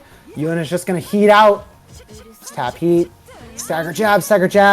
5C. From Luffy here though. Oh no! The 2A whiffs a little early. Again? And the shield is gonna be punished from Luffy. His Moondrive is ticking down too. He can't clash out. You gotta block this. You gotta block all this. Able to find his way out. And a nice walk forward from Luffy. Great spacing. Catches the landing behind from Yun. And another. Oh, wow. Another. Okay. Little drop there into a reset situation for Luffy. Gonna reset the combo and find the killing blow. Luffy is gonna take a 2-0 over Yun and send him away. Yun with the esports exit. Esports exit. It's culture. It's culture at this point. Like, this is how this goes. You almost feel a duty, a tradition to do it. You know. Yeah, tough break there for Yun. The reset there at the end was kind of nasty from Luffy. Really trying to make sure that he closes out that touch, not giving Yun a chance to breathe. Alright, up next we're going to have Arkema and Miyu picks.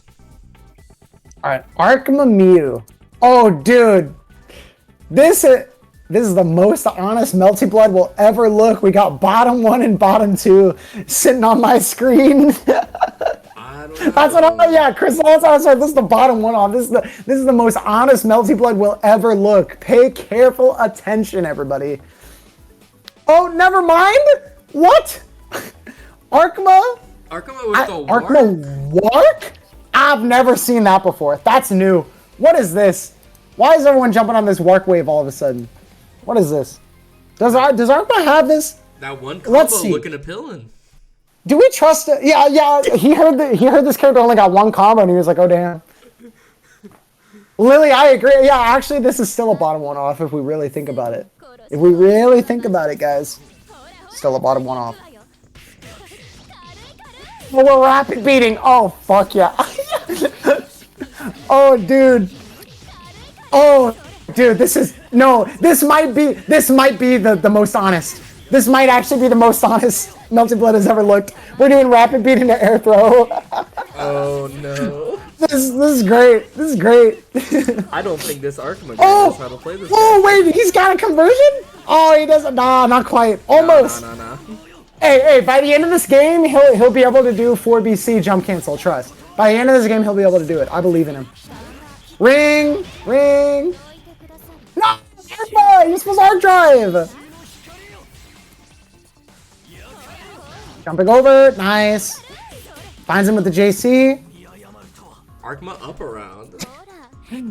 Alright, Arkema's gonna take run. For the rapid beat. For all the new players in chat, let it be known. This could be you, okay? All you need to do is rapid beat. That's true.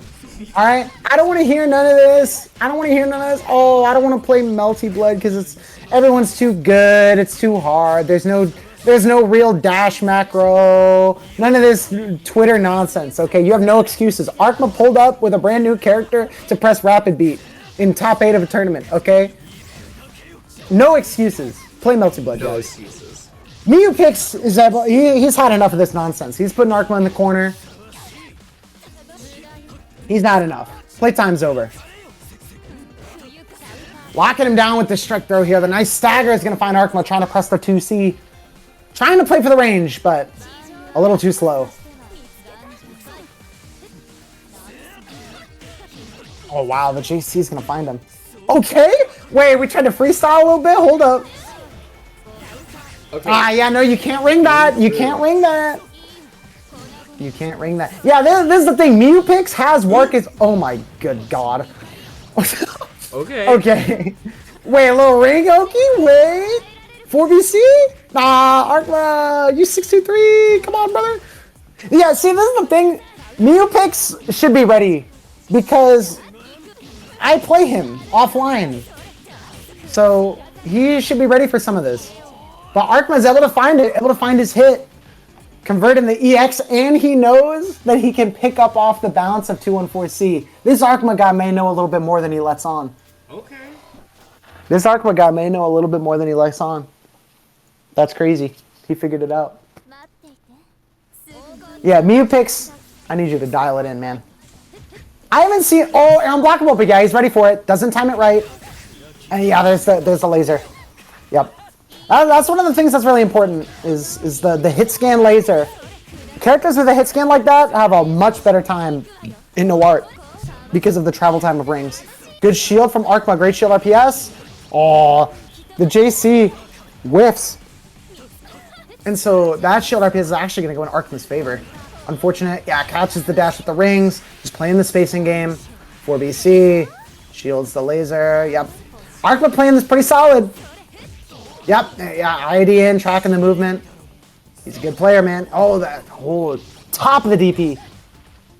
Fatal counter. Left, right. Crush the shield. And a heat out. Oh, wow, just bust in with the EX layer, or the Moonsteel Lariat. Gonna catch Arkma throwing rings. That's the thing, you gotta be ready to pounce on the ring throw because it does have some slow startup. So if you know, oh, the walk pressure into the counter hit, but he's not able to find it. Plus frames, one more, you're dead to throw. Great tech from Arkma and just DPs into the throwing. Expects Arkma to swing out with 2B. A powerful post-tech button there. Now Arkma just finds it. 236B plus. Ah, spacing game from Meowpix. Well done. 236A. Into the corner. Standard knockdown. Shield. Blocks the shield B. Not ready to find it. Ah, gets spaced out by backdash rings. You gotta be careful. He has that pickup as well. Wait, Arkma. Wait, he knows something. He's got this shit. No EX. Backdashes instead to space. EX plus. But he keeps a gap. Yeah, catches the rings. Arkma probably looking for a dash out from Meowpix, but just throws the beams, keeps him out. Yep, shield the rings. EX beam catches him dropping shield. That's unfortunate for Arkma there. A guard cancel to get out and busts out again with the Moonsteel Lariat. It's right in there. Trading fatals. Oh, big punish for Arkma here. And by big punish, I mean 2.4 and no knockdown. But it is what it is. Unblockable! No, we drop shield too! Oh, he gets caught by the 2 and 4. Hey, he runs into it! Not the unblockable! Oh no! Gapin beat? That might be true. DP Moonskill not able to route. Oh wow, the BC gets caught. Hey, you're just pressing into work for BC. You gotta be more careful. You gotta play the spacing game here. 5C gonna advance in. Unblockable again. This is the most Wark unblockables I've seen in my life, frankly, and I literally play the character. EX cancels. Dude, Wark is so... Dude, air rings are so shit. Why did Arkma land on the fucking laser before rings hit and then gets full comboed, bro? That's insane. Keep him on the ground. Arc drive? Alright, yeah, Arkma was ready. Arkma's ready. Gets an arc drive of his own. Yeah, he's ready for it. Dash. Yep, Lazy's gonna find their mark. Goes for it again, and yeah, Arkma's just ready to jump. Getting a little too telegraphed, Meowpix, against this Wark zoning. Arkma able to just take advantage with the fundamental play. There's a counter hit though. You really gotta close this out. Your life depends on it.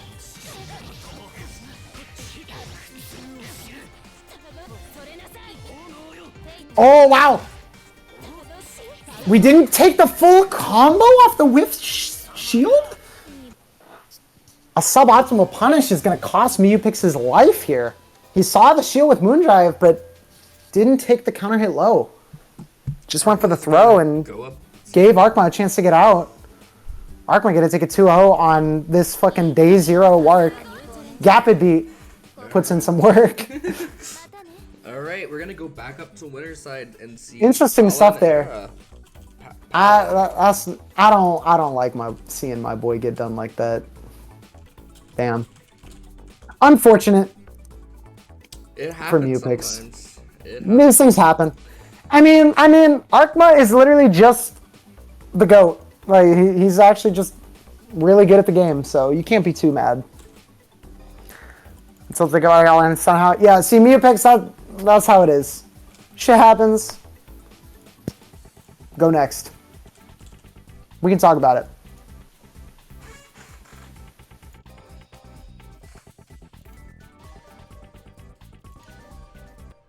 He fiddled with Wark at the request of Senji. Okay, interesting. I see. Interesting. I might have to investigate. I might have to go interrogate this Arkma fellow about this Wark nonsense. I gotta look into this, man. I gotta see what's going on. Either way, we're gonna get into winners finals here at last. We're gonna see Paula sticking with the Noelle, their main character, and Aaron going on Vlav here. 2B getting counter hit by the 2B into the stagger 2A. Paula putting in insane work right now. Yeah, Paula's offense has been just locked down all day. 6C and a 5A? Oh no, that's so sick. Nah, I like that idea. Didn't work out for him, but I like that idea. And Paula's working with a great life lead here. Strike throw from Aaron here. DP's out the advancement of the... Oh, you just reset in a 6-2-3? Okay. Paula comes out swinging. Warkma? Oh my. Warkma. It was literally all fundies and gap. It was rapid beat and fundies. Sometimes Melty Sweep is just rapid See, you know what, Junie, let me get something off my chest real quick. See, this is what I'm saying, is I'll say something like, oh, Wark is a fundies character, and they yell at me. Alright? Blixby, it just bullies me offline whenever I say some shit like that. Good. But all of a sudden, someone else wants to pick up Wark, and it's all fundies. And now we're all on board. Now we love this Wark character, man. It's different. It's different when a Kohaku player does it. Yeah, you guys are all switching up like Ash's hat, bro. I see this shit, okay? Don't act like I don't see this shit, all right? We're switching up. I'm just taking note, all right? That's all I'm saying. I'm just taking note. Anyways, back to this match. This is the first we gotta get back three to this set, by the way. Yep, first to 3. So we're looking at a long haul here. Oh, the 2-4. Aaron's EX cancel not quite going to find its mark, and it could cost her life here. Paula getting pushed all the way to the corner and resets into air throw. Shades of Another Pete, one. and one more throw is going to do it. Paula is able to hold it down. Let's go, Paula. Wow, Paula with a streak of luck there with the Vlav EX whiffing.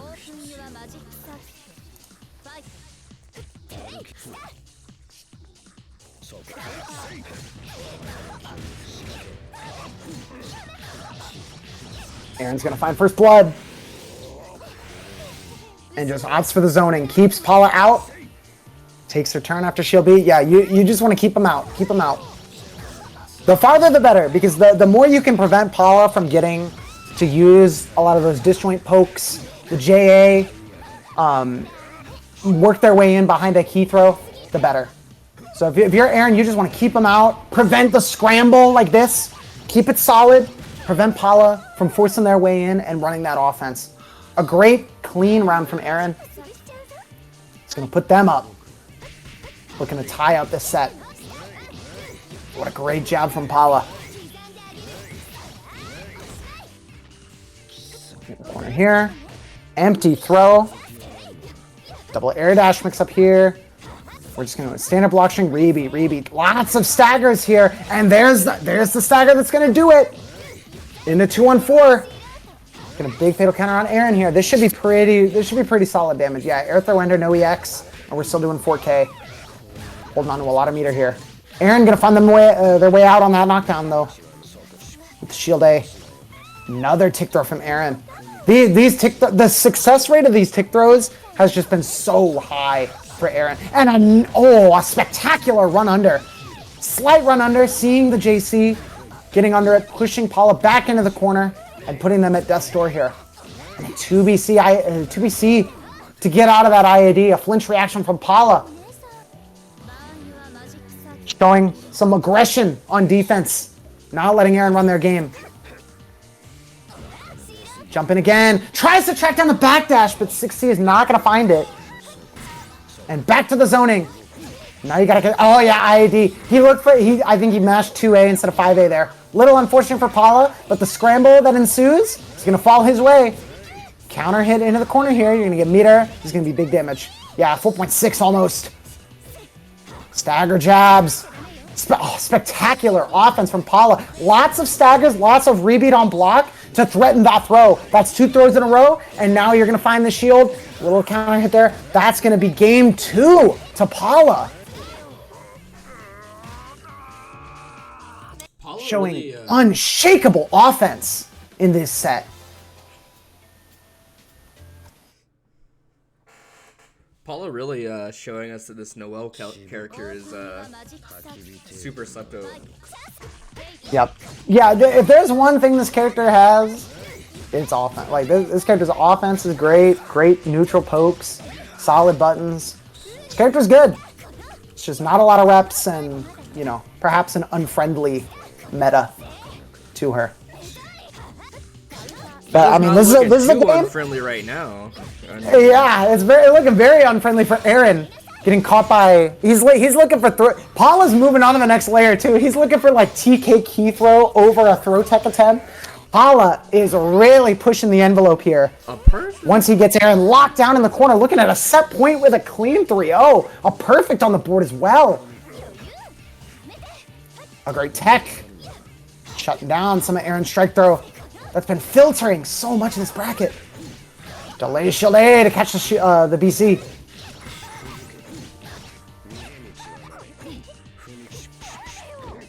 Gets caught by the stagger, expecting a 2A throw. Yeah, now we're playing a little bit more space. Paula's throw is showing a lot of aggression on defense against that. Yeah, look, perfect, great techs on a couple throws recently, as well as showing that 2BC out of the corner.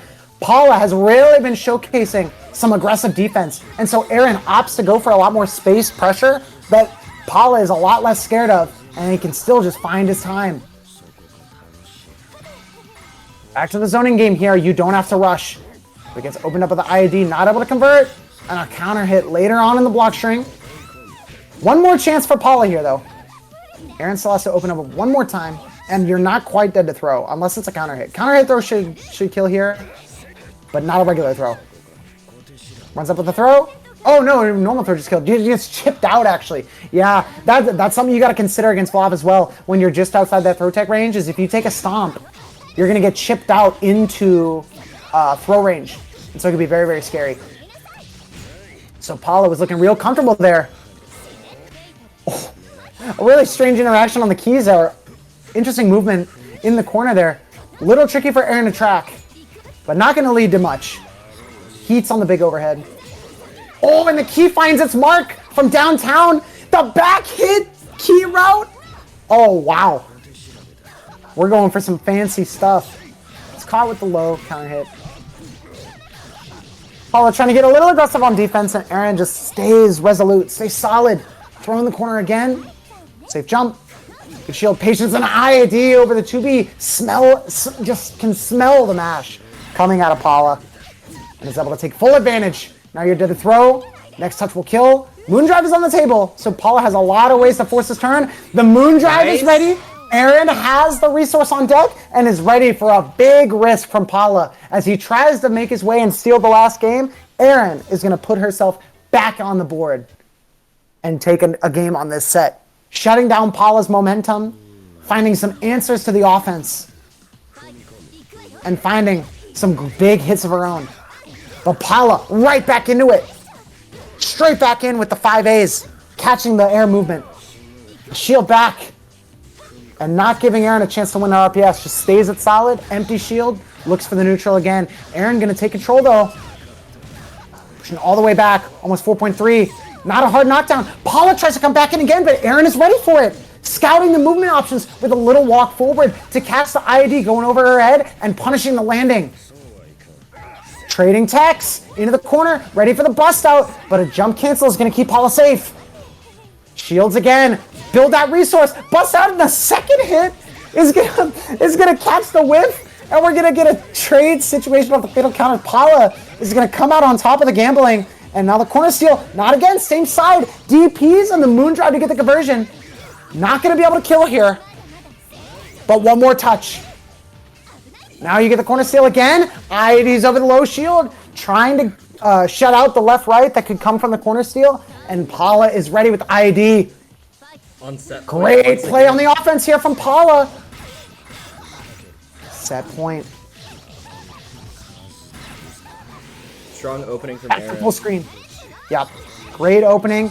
This is where you want to be if you're Aaron. You don't want to give Paula opportunities, but Aaron just goes right back in. Wants him in the corner. Wants to take advantage of his mistakes. You need to take a risk here if you're Aaron. You got to stay in this game. You got to give yourself a lead. You have to take a risk here. 2 throws have landed, so you're fine. Stay safe with the spacing. Avoids the moon skill. Back to the mid screen again. Run up throw from Paula, catching Aaron off guard. Shields Nice the shield. stagger, and that's going to be a kill. Aaron keeps it close, not far behind. Oh, look at this movement. Aaron minding her spacing so much. Really trying to avoid a lot of these big disjointed pokes. The far-reaching projectile, you want to stay in that range where you can make use of the stomp and the frame advantage that comes along with it. Oh, another shield interaction win for Aaron. Not quite able to confirm, but you keep him at bay. Not going to bite on the unblockable, but putting Paula in the corner. Run up throw again is going to find its mark. Some staggers, run up throw again. Catches a jump out, Paula looking out for a throw, tries to jump out to escape, and Aaron just keeps it solid. Finds it with the 5B to catch the jump, and gonna even out the set 2-2. Aaron answering back, adjusting the pace of their offense, calling out some of Paula's habits, some of their aggressive defense, and forcing them onto another character perhaps. The Akiha. Akiha is gonna come out. Just like Looking that, at the we're game explosive- 5. Yeah, game 5, Paula perhaps looking for some of the explosive potential that Luffy showed earlier on Akiha. One more game, it's 1-1. So perhaps Paula is looking for just an explosive quick end to mix Aaron blind and get out of this set into grand finals. But Aaron comes out early, comes out swinging, finds the first hit, finds the second. Aaron, Back to the corner. This is so hard for Paula to escape. Mashing on a throw. Not going to take a full conversion, though. Tries to swing out desperately, and it's going to find it. A big risk from Paula. Not big damage, but you start the block string here. You have the meter to go for a mix-up. No left-right. Just keeping it solid with the jabs. Trying to catch a shield or a mash out from Aaron. Tries to get in again with the flip. The 4BC. And now you're just stuck in the zone. Tries to flip in again. Yeah, Paula's really trying to leverage on this tool. Maybe catching Aaron unfamiliar. But you're so at risk. Any mash will do. Throw knockdown. Plays it patient. Tries to call out Aaron. IED, IED. But Aaron just content to block it out. So observant. IED's over the poke. Back to the mid-screen. You're getting chipped out. You have a pixel left. Paula, any strike will do. And Aaron just keeping him out of reach. Aaron on Phenomenal zoning from Aaron. Turning it back into match point. Paula just cannot confirm the turn here. He's got all this resource, but what is he going to do with it? A run of throw is going to find it as well. Paula unconfident on defense, gambling more than they were before, taking the throw more than they were before, unfamiliar with the tools perhaps. A charge sheet out? Okay, this is a big hit. You have to confirm this in a big damage, but you drop. You're not ready for it. That is crushing for Paula. No meter if you get your turn. The overhead finds its mark, and Paula is just on borrowed time on this Akia pick. Not dead yet. Not dead, but you're dead to throw. Moondrive ready for the TK. Not able to convert. Yeah, no, you're chipped out. Look at this position. This is just dreadful. Now this is really hard. So hard to contend with, and yeah, Paula is gonna go out. Aaron sticks it out with the blob. Yeah, Aaron makes phenomenal adjustments in those second 2 games. Gets Paula scared, forces him off to take a big risk, and it just doesn't work out for him. Paula not quite able to find the answer, and Aaron is going to go to winner's side of grand finals. A narrow set, tight gameplay, great adaptations all around, and Paula just makes a desperate attempt that doesn't go his way. All right, up next we're gonna have Arkema and Luffy. Akiha cannot do it. Lily. I'm gonna ignore you. I'm gonna ignore you. Shut the fuck up. We're just saying anything in this chat room, huh? We're just saying anything. Akiha cannot do it? What do you mean? We're just saying anything. We're just saying anything. There's another Akiha here, so. Yeah, dude, Luffy is sitting in the bracket right now. Yeah.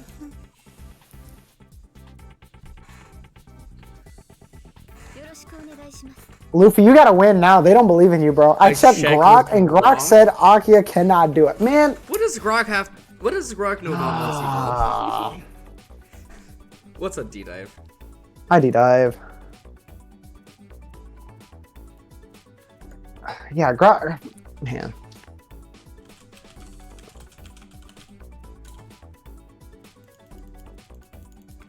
Changing the score. Yeah, if I'm dude, Luffy, you gotta win now. They don't believe in you, dude. They're disparaging you in this chat room, dude. They don't think you can do it. What are you prepared to do about it, man? All right, there we go. Oh, this is the set play, 1 turn off. Oh man, this is gonna be who can get their touch first. Arkema back on the Kohaku. Had enough fun with the Wark rapid beat silliness. The Gapid beat. The Gapid beat. The cursed Gapid beat. Really need, yeah, Argument understands they really need to close it out fast and as few interactions as possible to prevent Luffy from getting his own shot at closing it out fast. And we're just trading shield interactions back to back here. Shield, oh, tries to find the J, not quite able to find it, but able to get the land. Find the hits on the land.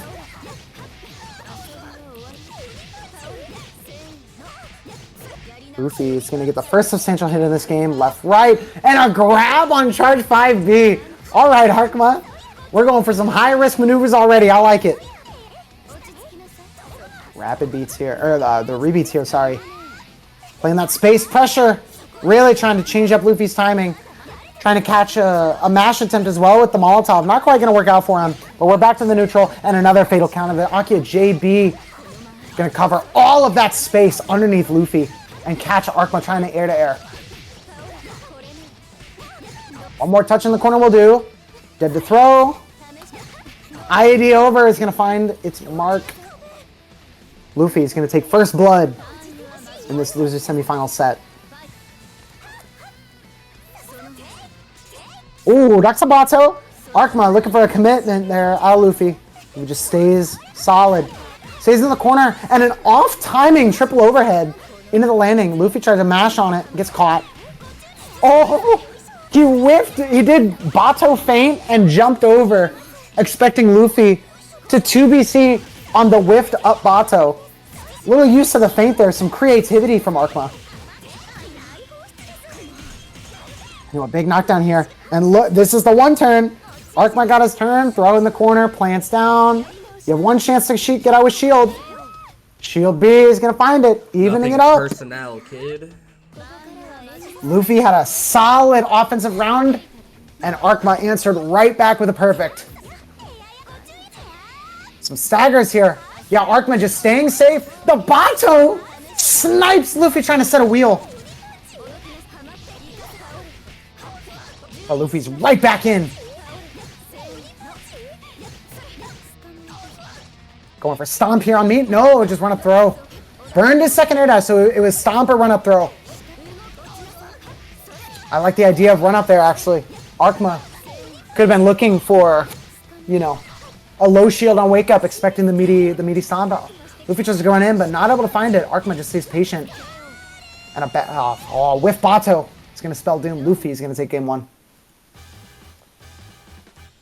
Very, heavy swings and momentum in this matchup.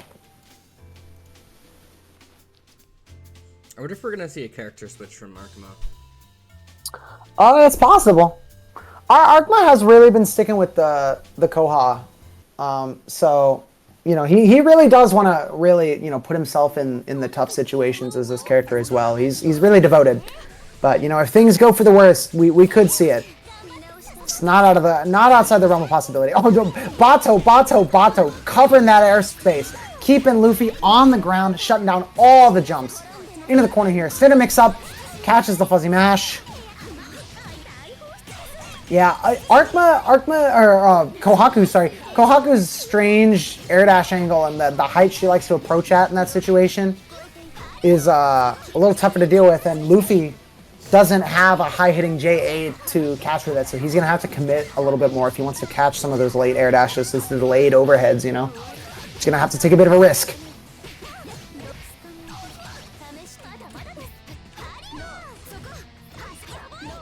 Ooh, 5B. Trying to catch Arkma slip of the wheel. Crushes the shield. And ready for the gapless, the guard cancel. But the timing of the guard cancel means Luffy can't get a full punish off of the shield. And Arkma's going to get a chance to gamble out.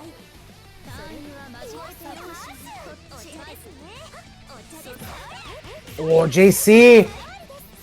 Gonna cover. Luffy trying to run under. Very hard button to run under. Big coverage below Arkma there with the JC. Plant goes down. We stay safe to the BC and catch the air dash afterwards with Bato. Using the invul of Molotov to kind of just feel out and examine what Luffy is trying to do to escape the plant and just respond accordingly. Big risk from Luffy, but a reshield. Gets caught by the JC again. So hard to challenge that button, especially when you don't have a long-ranged, low sweep that you can space it out with, or a projectile. Arkma's going to take that with another perfect. Some slower, more calculated play. Just covering parts of the screen, shutting down Luffy's movement, and scoping out the options on Wake Up. Arkma bounces back to an even set, 1-1. First to 2, so this game will be the decider. Oh, catches with the drifting back 5B.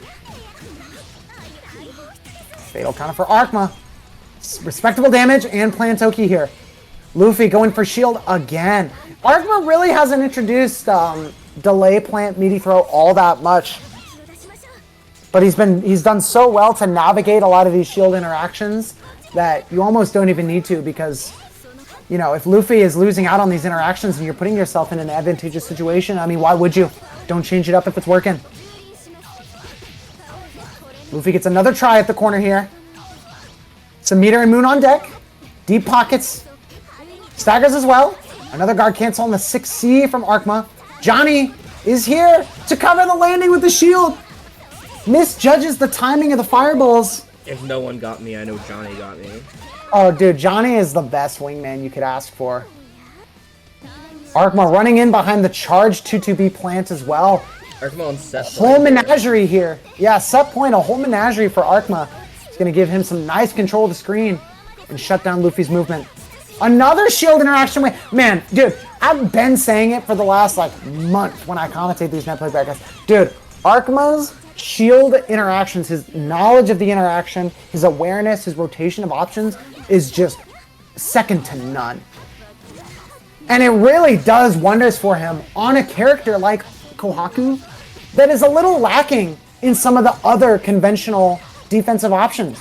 A weak DP, or a weak reversal, I should say. No true DP, no meterless. Some alright jobs, but not the best.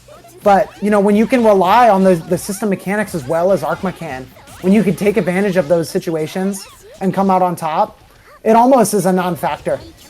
Arkma just so ahead of the game with these shield interactions. Oh! Catches Luffy trying to mash after an empty jump. The JC is going to find its mark. A little bop to the head is going to have Arkma taking this set 2-1. Moving on to the next round. Luffy is going to be eliminated. And Arkma is going to go on to losers finals to face Paula. Yeah.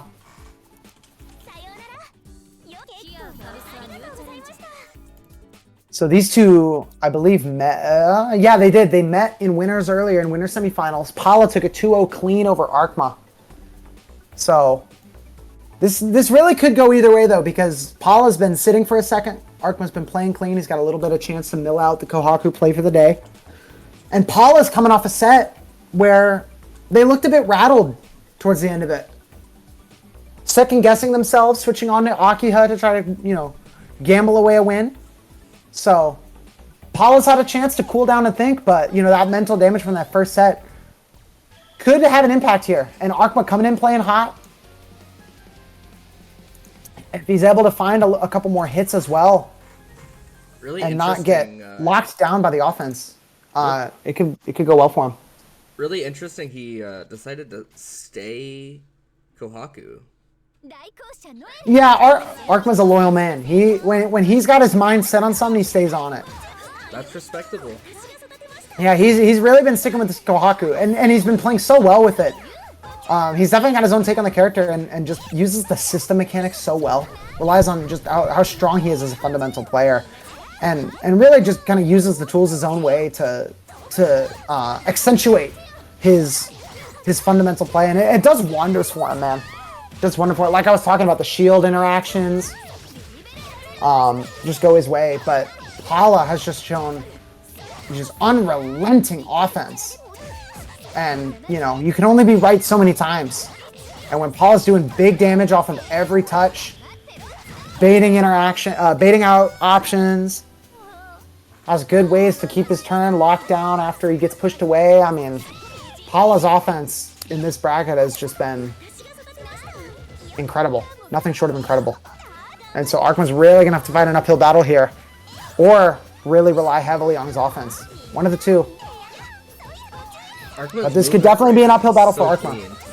Yeah, Arkma's movement has been phenomenal. His spacing has been phenomenal. His use of Molotov, actually, which is, not a very common move and not a very good move. Oh, a shield win for Paula. Shields the shield B. Guaranteed punish. Back to the corner with you. Corner seal. Same side again. And a walkout from Arkma. Aware. Great recognition. Reversal from Arkma here. And you should be dead. This arc drive should kill on minimum scaling. Arkma bites back. He is going into this last round of this game with no resources, though. Yep. Have we seen Paula do the corner steal once? I don't think they've stolen the corner once, to my memory, in this bracket. I don't think we've seen it. Maybe once, but not a lot. No. So, I mean, we see from Arkma there. Oh, sorry, go ahead. No, you said something earlier, so I think Paula did it maybe once or twice, but we haven't seen a lot of that from Paula. Yeah, I've seen a lot of the same side, and you had to contend with it either way. We saw Aaron low shielding it, right, worried about the cross up. But we're not seeing it here, and Arkma, I think, is taking note of that. Walking out of the corner, off of the setup, knowing that it's going to go same side, knowing that Paula's not pressing a button on landing, and is able to abuse it. So, we're going to need to see Paula whip that out. He's able to hold down this game 1 and put himself at a lead, but, if not in this set against Arkma, it's when you go back to Grand Finals to face Aaron, we're gonna have to see that cross-up come out sooner or later, because, if I'm Aaron, if I'm Arkma, I'm noticing that it's only come out once or twice, and I think Arkma's well aware of that so far. And he's not going to give Paula the chance to introduce it in this set. It looks like putting him into the corner, holding him down. Catches Paula standing, expecting the second overhead. Little timing mix up there for Arkma. A little bit of a whiff. Arkma's going to panic, and Paula's going to take full advantage. A big life deficit. But you're going to get a safe heat here. It's kind of mend a little bit of the damage that's been done. And you're in a fantastic position in the corner here. But Arkma finds another shield, finds another win in the RPS situation. And back to the corner. Plant chipping you down, normal chipping you down. Oh! Spaghetti all over the place.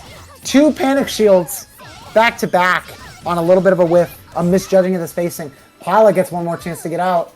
A great tech from Arkma. Shield the keys, build that resource. Swings in with the big disjoint. 6PC. Not able to catch the backwards movement of the key throw spaced around the 5B anti-air. And Paula, by the skin of his teeth, is going to fight back in that round and take the first round of the game. Just narrowly. Arkma, some nice micro spacing. Yeah, Arkma has really been taking the lead in a lot of these rounds. Finding the first hit, and Paula just answers back every time. They've had phenomenal techs on throws all bracket. We saw them teching well against Aaron. We saw them teching well against Arkma here. Arkma's really gonna have to switch it up. That's a couple throw techs that have not gone Arkma's way. And Paula's really starting. Oh, just walk up! Woo-hoo-hoo. Paula kind of feeling themselves a little bit. BC to stay safe to avoid the plant. Into the corner. Arkma just holds shield, not able to catch the landing recovery. And what a great 5A. Clashes and catches the rest of the air movement. Paula taking it 2-0. Could we see a repeat of winners finals? A clean sweep over Arkma here. Paula's just been playing phenomenal. Staying a step ahead, not letting those shield RPS wins impact their momentum in the set. Nice catch on that landing from Arkma here. Yep. Man, it's just back and forth. We've seen this like every round. Arkma gets a big, Arkma just finds that first hit, and Paula just answers back immediately. 2-2B, out of the plant. Arkma's able to get a little bit of a reign back on this match. Great shield reaction, not able to catch the low again, and a 3C. Hard call out from Paula. Into the corner again. Yeah, this is the thing, is that just that Arkma is getting these first hits, he's finding these hits, but he's not able to carry the turn into a game win. Whereas Paula is fighting back immediately and carrying their turn into so much. High damage off the routes, great Okizeme, hard callouts on Arkma's defense. It's just so hard when Paula has just complete control of the game, the double knife to get the extra range, calling out Arkma's whiff. And we're looking at a set point here, a possible 3-0 sweep for Paula here. Shades of winners finals, or winners semis-finals. Run up throw immediately. Kind of on the shield. Oh, another! A TK knife to call out the tap shield again. Paula is just all over Arkma's defensive habits here. Same side again, catches him with the 2B low instead. Catches Arkma probably trying to run forward, expecting a cross-up. Look at the spacing. Paula just holding his ground, staring down Arkma. The very tip of 2C is going to find Arkma. And one more touch will do. The overhead is going to find it. The 2-2 charge B is going to find it. Overhead. The first overhead of the set. Paula is going to take a 3-0 clean over Arkma with a dominating offensive performance in the corner. He's good. What a set from Paula, and what an answer back after being eliminated out of that winners finals match. Paula is raring to go. Fantastic offense and brilliant spacing as well. You saw Paula walking forward, walking back, playing that range game, staring Arkma down, daring him to swing in on him, knowing that he's spacing for the whiff and ready, fully loaded with a massive punish to boot. Fantastic set from Paula. And he is ready to go, rejuvenated, going straight back into this set. Loser's side into Aaron has to win 2 sets to reset the bracket. First to 3 both times. Paula has a little bit more time to work with to adapt. But if Aaron can stay ahead of the Yomi, It's going to be another look at what happened in Winner's Final. Aaron is going to get ahead and close out that first to three set. Paula has to get an explosive lead here and start making Aaron question their decisions as early as possible. You have to get in that headspace. But Aaron, solid as ever, with another phenomenal run under. No full conversion, but you're back to the mid-screen. You're holding the mid-screen. And Paula has to contend with her zoning. Looks for the 2B, but spaced properly. Plus frames on Stomp, keeping him at bay. Look at the chip that Paula has taken. And a run under is going to get him his first hit of the set. Safe heat to bring all that life back. Meaty throw to make her question it. Empty 2B and a run-up. Already changing at the tempo of the offense. Aaron, patience on the shield game. Preventing that meaty Kyoki. And going back to the mid-screen. ID pressure, run up throw again. The threat of throw is just overpowering in this set. Both these characters have really good ways to enforce the throw game. Matches the jump with a charge 5C. Huge Aaron catch. locking down the screen. Paula can't move. And oh my god, the max range 2B. Paula so mindful of his spacings. The second air dash mix-up is going to crack open Aaron's skull right into the corner. A different setup once more, and the second overhead. Aaron really looking for these lows from Paula. Taking some risks. Arc Drive is going to finish it. A gray beat, perhaps. Ooh, gray beat, but you're dead nonetheless. Paula with a perfect to answer back in game one. Look at the neutral! Walking forward, walking back, the spacing from these two. The patience. This is neutral at its finest. Great shield from Paula, jumping in. Trying to sail over the stomp with the key. The key doesn't quite find it, and it's going to get caught landing with the stomp. Aaron is going to get full damage here. And a knockdown. Look at the health deficit that Paula has to play around in this game one. Charge 5C, a delay 2C, and the 6C overhead is going to find its mark. Full meter on the deck for Aaron. You are dead. That is going to be game one to Aaron.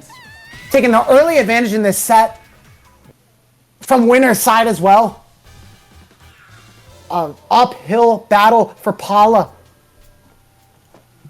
Paula has so much work to do if they want to crawl back and earn their reset. They have to find a new way to get in on this zoning. They have to introduce some new options, some new movement patterns. Aaron ready for the BC. And a little side switch there as well. Stylish combo. Air throw back. The long back shots for a little mix up. But great blocks from Paula. Gonna get opened up though afterwards. Back to full screen. Look at the zoning. Runs up, catches the jump. Great call out from Aaron. Calling out the up back with the 5C.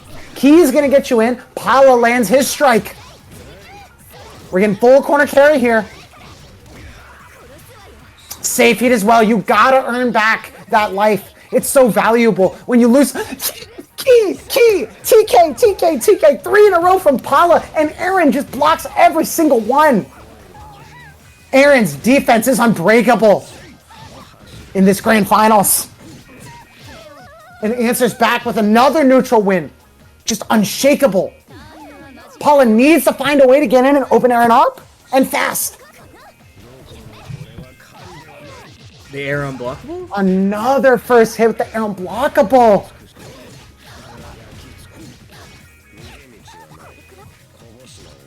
Throw again to keep him guessing. Coin jump, left, right. I just can't put it. Aaron comes out on top of the shield up, yes, again. Aaron is just ready for Paula to swing back on the shield, and is just playing it so patient. Nice heat. It's the heat. Keeps yourself in. Overhead. You're going to get conversion. Full around an arc drive. Big damage. No, but it whiffs. No, doesn't find the round. The run under doesn't find the hit as well. Aaron swings back with a lariat. Back to the mid-screen again. And you have little to no meter and no moon. This is such a tough interaction. Paula slows down on the interaction, expecting Aaron to reshield, and Aaron takes full advantage. Jabs to counter hit the delay option. Aaron goes up 2-0 in dominant fashion over Paula.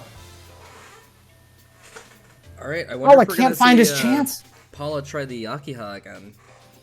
No? Sticking with I mean, Noel? if I'm Paula, I don't think that's the decision. You have to do your best with what you got here. You have an uphill battle to go, and changing up what you're gonna do that drastically for yourself is not the way. Aaron with another first blood, just Paula just can't win round start. Struggling in the neutral and can't lock down a turn on Aaron. Nowhere is safe. Aaron just so solid, staying one step ahead of the Yomi. Save to the BC. Clips the head there, but no meaningful hit. The counter hit is going to find us hit right after with the 2B. Another black beat. No cross up again. The Moondrive is going to come out though. Nice. Forcing out the Moondrive, expecting the cross up. And a fatal counter again. This is your chance. This is your chance. Safe hit again to earn back a little bit of... You have to be ready. There's the jab. Ready for the shield cancel on the clash frames, on the Moondrive, expecting... Using the heat, the little bit of lingering heat to confirm an arc drive. Not going to kill. One more hit will do. You're dead to throw. Aaron with the fuzzy mash, expecting the throw to come out. And full meters on the board as well. And just like that, a dominant round for Paula has swung in the other direction. You're getting chipped. You're vulnerable to throw. Swinging out. Paula using the meter to stay safe. Spaces out. Safe to the lariat. You have one more chance. Aaron is on death's door, and the fuzzy mash is going to find it. A great swing out from Paula. Signs of life. Oh no, just barely misspaced that JA. Paula is What going to otherwise have would to have been a fight great- 2 rounds of Ice Lob, though. 2 rounds of Ice Flop, If and then you Aaron's got to do able it to- 2 more times for a chance to reset. The run under, not quite accurate. Aaron had an extra jump option, a little preemptive on that option from Paula, and you are at such a deficit here for Paula. Aaron Another looking BC. like they're feeling themselves right now. Yeah, Aaron is just in their element. All of the things we're used to seeing them, all of their strengths as a player on full display here. All right, potential set point for Aaron here. Yeah, this is the end of the road for Paula here. 5-8, another first blood for Aaron. It's just not looking good. Moondrive to keep yourself safe. You get in range, and you're just pushed back again, and you're eating so much chip. Oh, the correct move, but not confident to swing on it. Stagger's coming out. A super jump in. Stays it safe. Oh my god, really? Yeah, there it is. You have to swing on that. Aaron is so ready for the jump. You have to swing on it. And the 2B finds his mark with the counter hit. Into the corner. TK to introduce a little timing based up as the plus frames. Moondrive scouts the option, and Aaron is just ahead of the shield interaction again. Paula flinching. Safe heat. Ready to get it. Yeah, great shield. But it's not going to get you movement towards the center of the screen. You still... Oh my god, 2B. Huge. 2B from the very tip. Dude, Paula's accuracy with the range of 2B has been just on point. Perfectly knows his ranges. But it's not enough. Another great call from Paula. Really starting to see the patterns here. This should be death. Okay, Paula is on the board.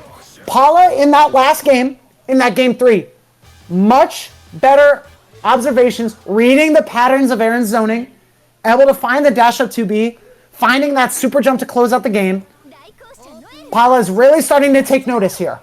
And if these are some reads that Paula can bring out for the rest of the set, he can get a chance to get the reset on the set, give himself some breathing room that can really go far. And the strike throw opening up Aaron as well. The air dash, not giving Aaron a chance to shield.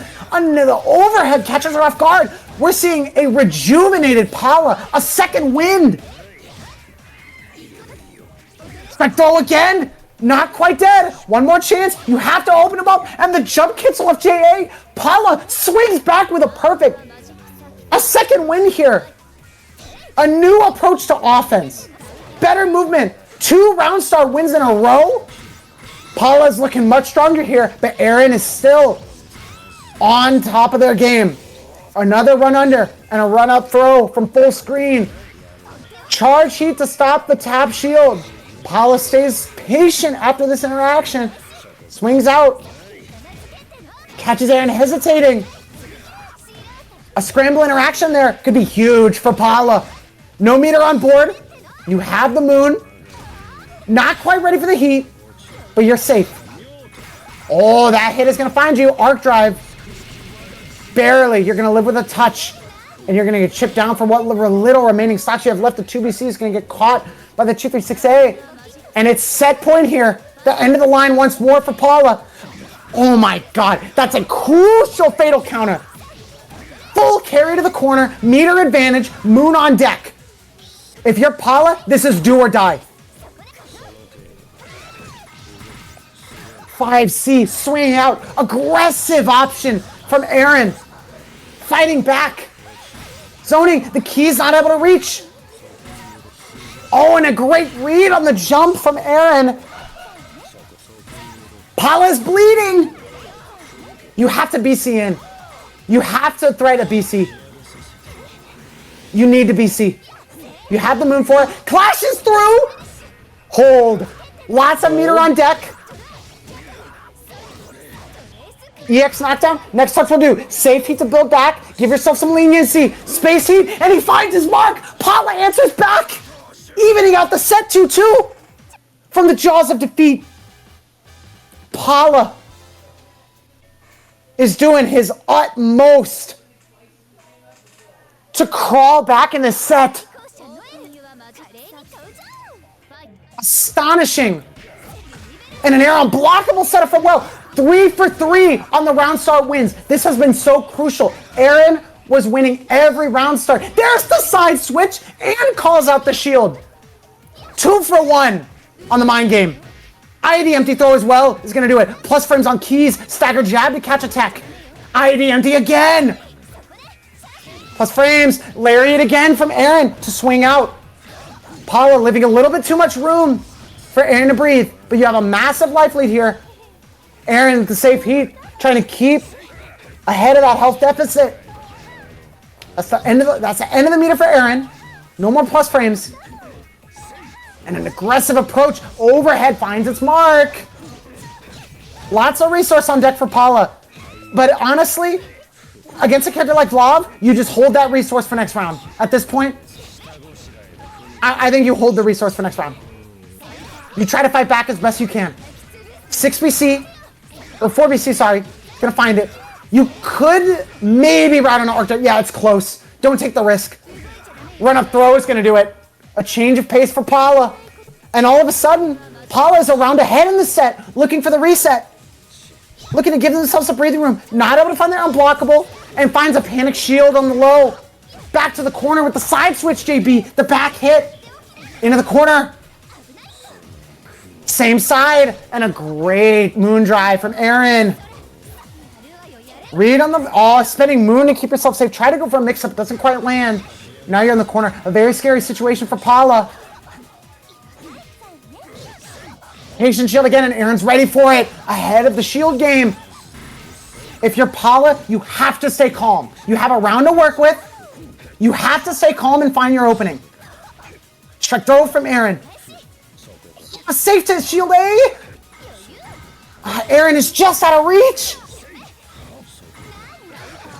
And gets clipped with the fatal counter. You have a round to work with. Paula has to stay calm here.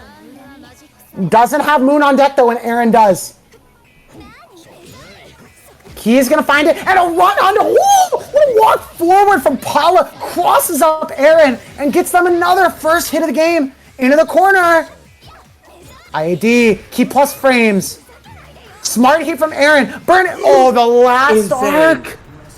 No. Aaron with the moon drive after the heat sees the keys. Expensive punish, but that's, oh my god, that's 60%. That's so much health. Paula swings back. He's not determined at all. He's not deterred at all. He's got a lot of meter here.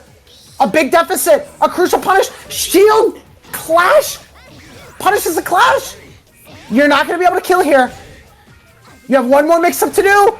Oh, tries to walk back the heat, but not in space. Moondrive to get yourself back in. Overhead is blocked. Aaron finds their way out. You have lots of meter and lots of Moon. You have BC to threaten. A little scrambly from Paula. Out of Moon now. The 2B finds its mark. You're going to build a bar. Is that it? It's going to be close. You're dead. Moondrive to carry. Oh my god. Excellent The showing. optimization from Aaron just narrowly is able to kill, and Paula crawls his way all the way back and falls at the gates. Such great adaptation for Paula, but not able to find it.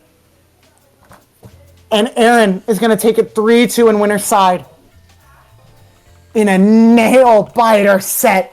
A fantastic performance from Paula, but Aaron is just so solid. So much stamina. So much stamina. And Aaron is just unreachable. And that is going to be it. Aaron is the winner of Melty Sweep 59. Not without some drama. Not without a little bit of question. But Aaron finds victory nonetheless. All right. Anything to shout out before we head out? Because I'm hungry as fuck. I want to go eat. Yeah, I probably need to get something to eat myself. But yeah, good bracket. Thank you everybody for coming out. This was one of the more fun Melty Sweep. This was one for the books. This is a really good turn. Next time, let's sign up on time and show up on time. I think that would be great. Oh my so that poor Junie here doesn't have to run around like a crazy woman right before bracket that we start late. That would be great. BZ Melty Sweep runs every other Friday. Open registration, no region lock. Come on through, sign up. We'd love to have you. Yes, we love seeing the international players. Yep, we love to see it. Luffy, it wasn't just you. This is a message to the whole class. I'm sitting on my desk. Never in my 30 years of teaching, in my 59 weeks of Melty Sweep, have we ever had a class this bad. We had. I'm sending you to Junie's office if you do it again. All right. I'm sending you to Junie's office. Yeah, I'm sending them to your office. You're getting a talking to from the TO here. All right. But yeah, thanks for coming out. Thanks for having me, Junie, on commentary. This was a blast. Yes, this is a bunch of fun. We'll see everybody back in 2 weeks. Thanks everybody for showing up. We'll be back in 2 weeks. Yep. Goodbye, everybody. Goodbye.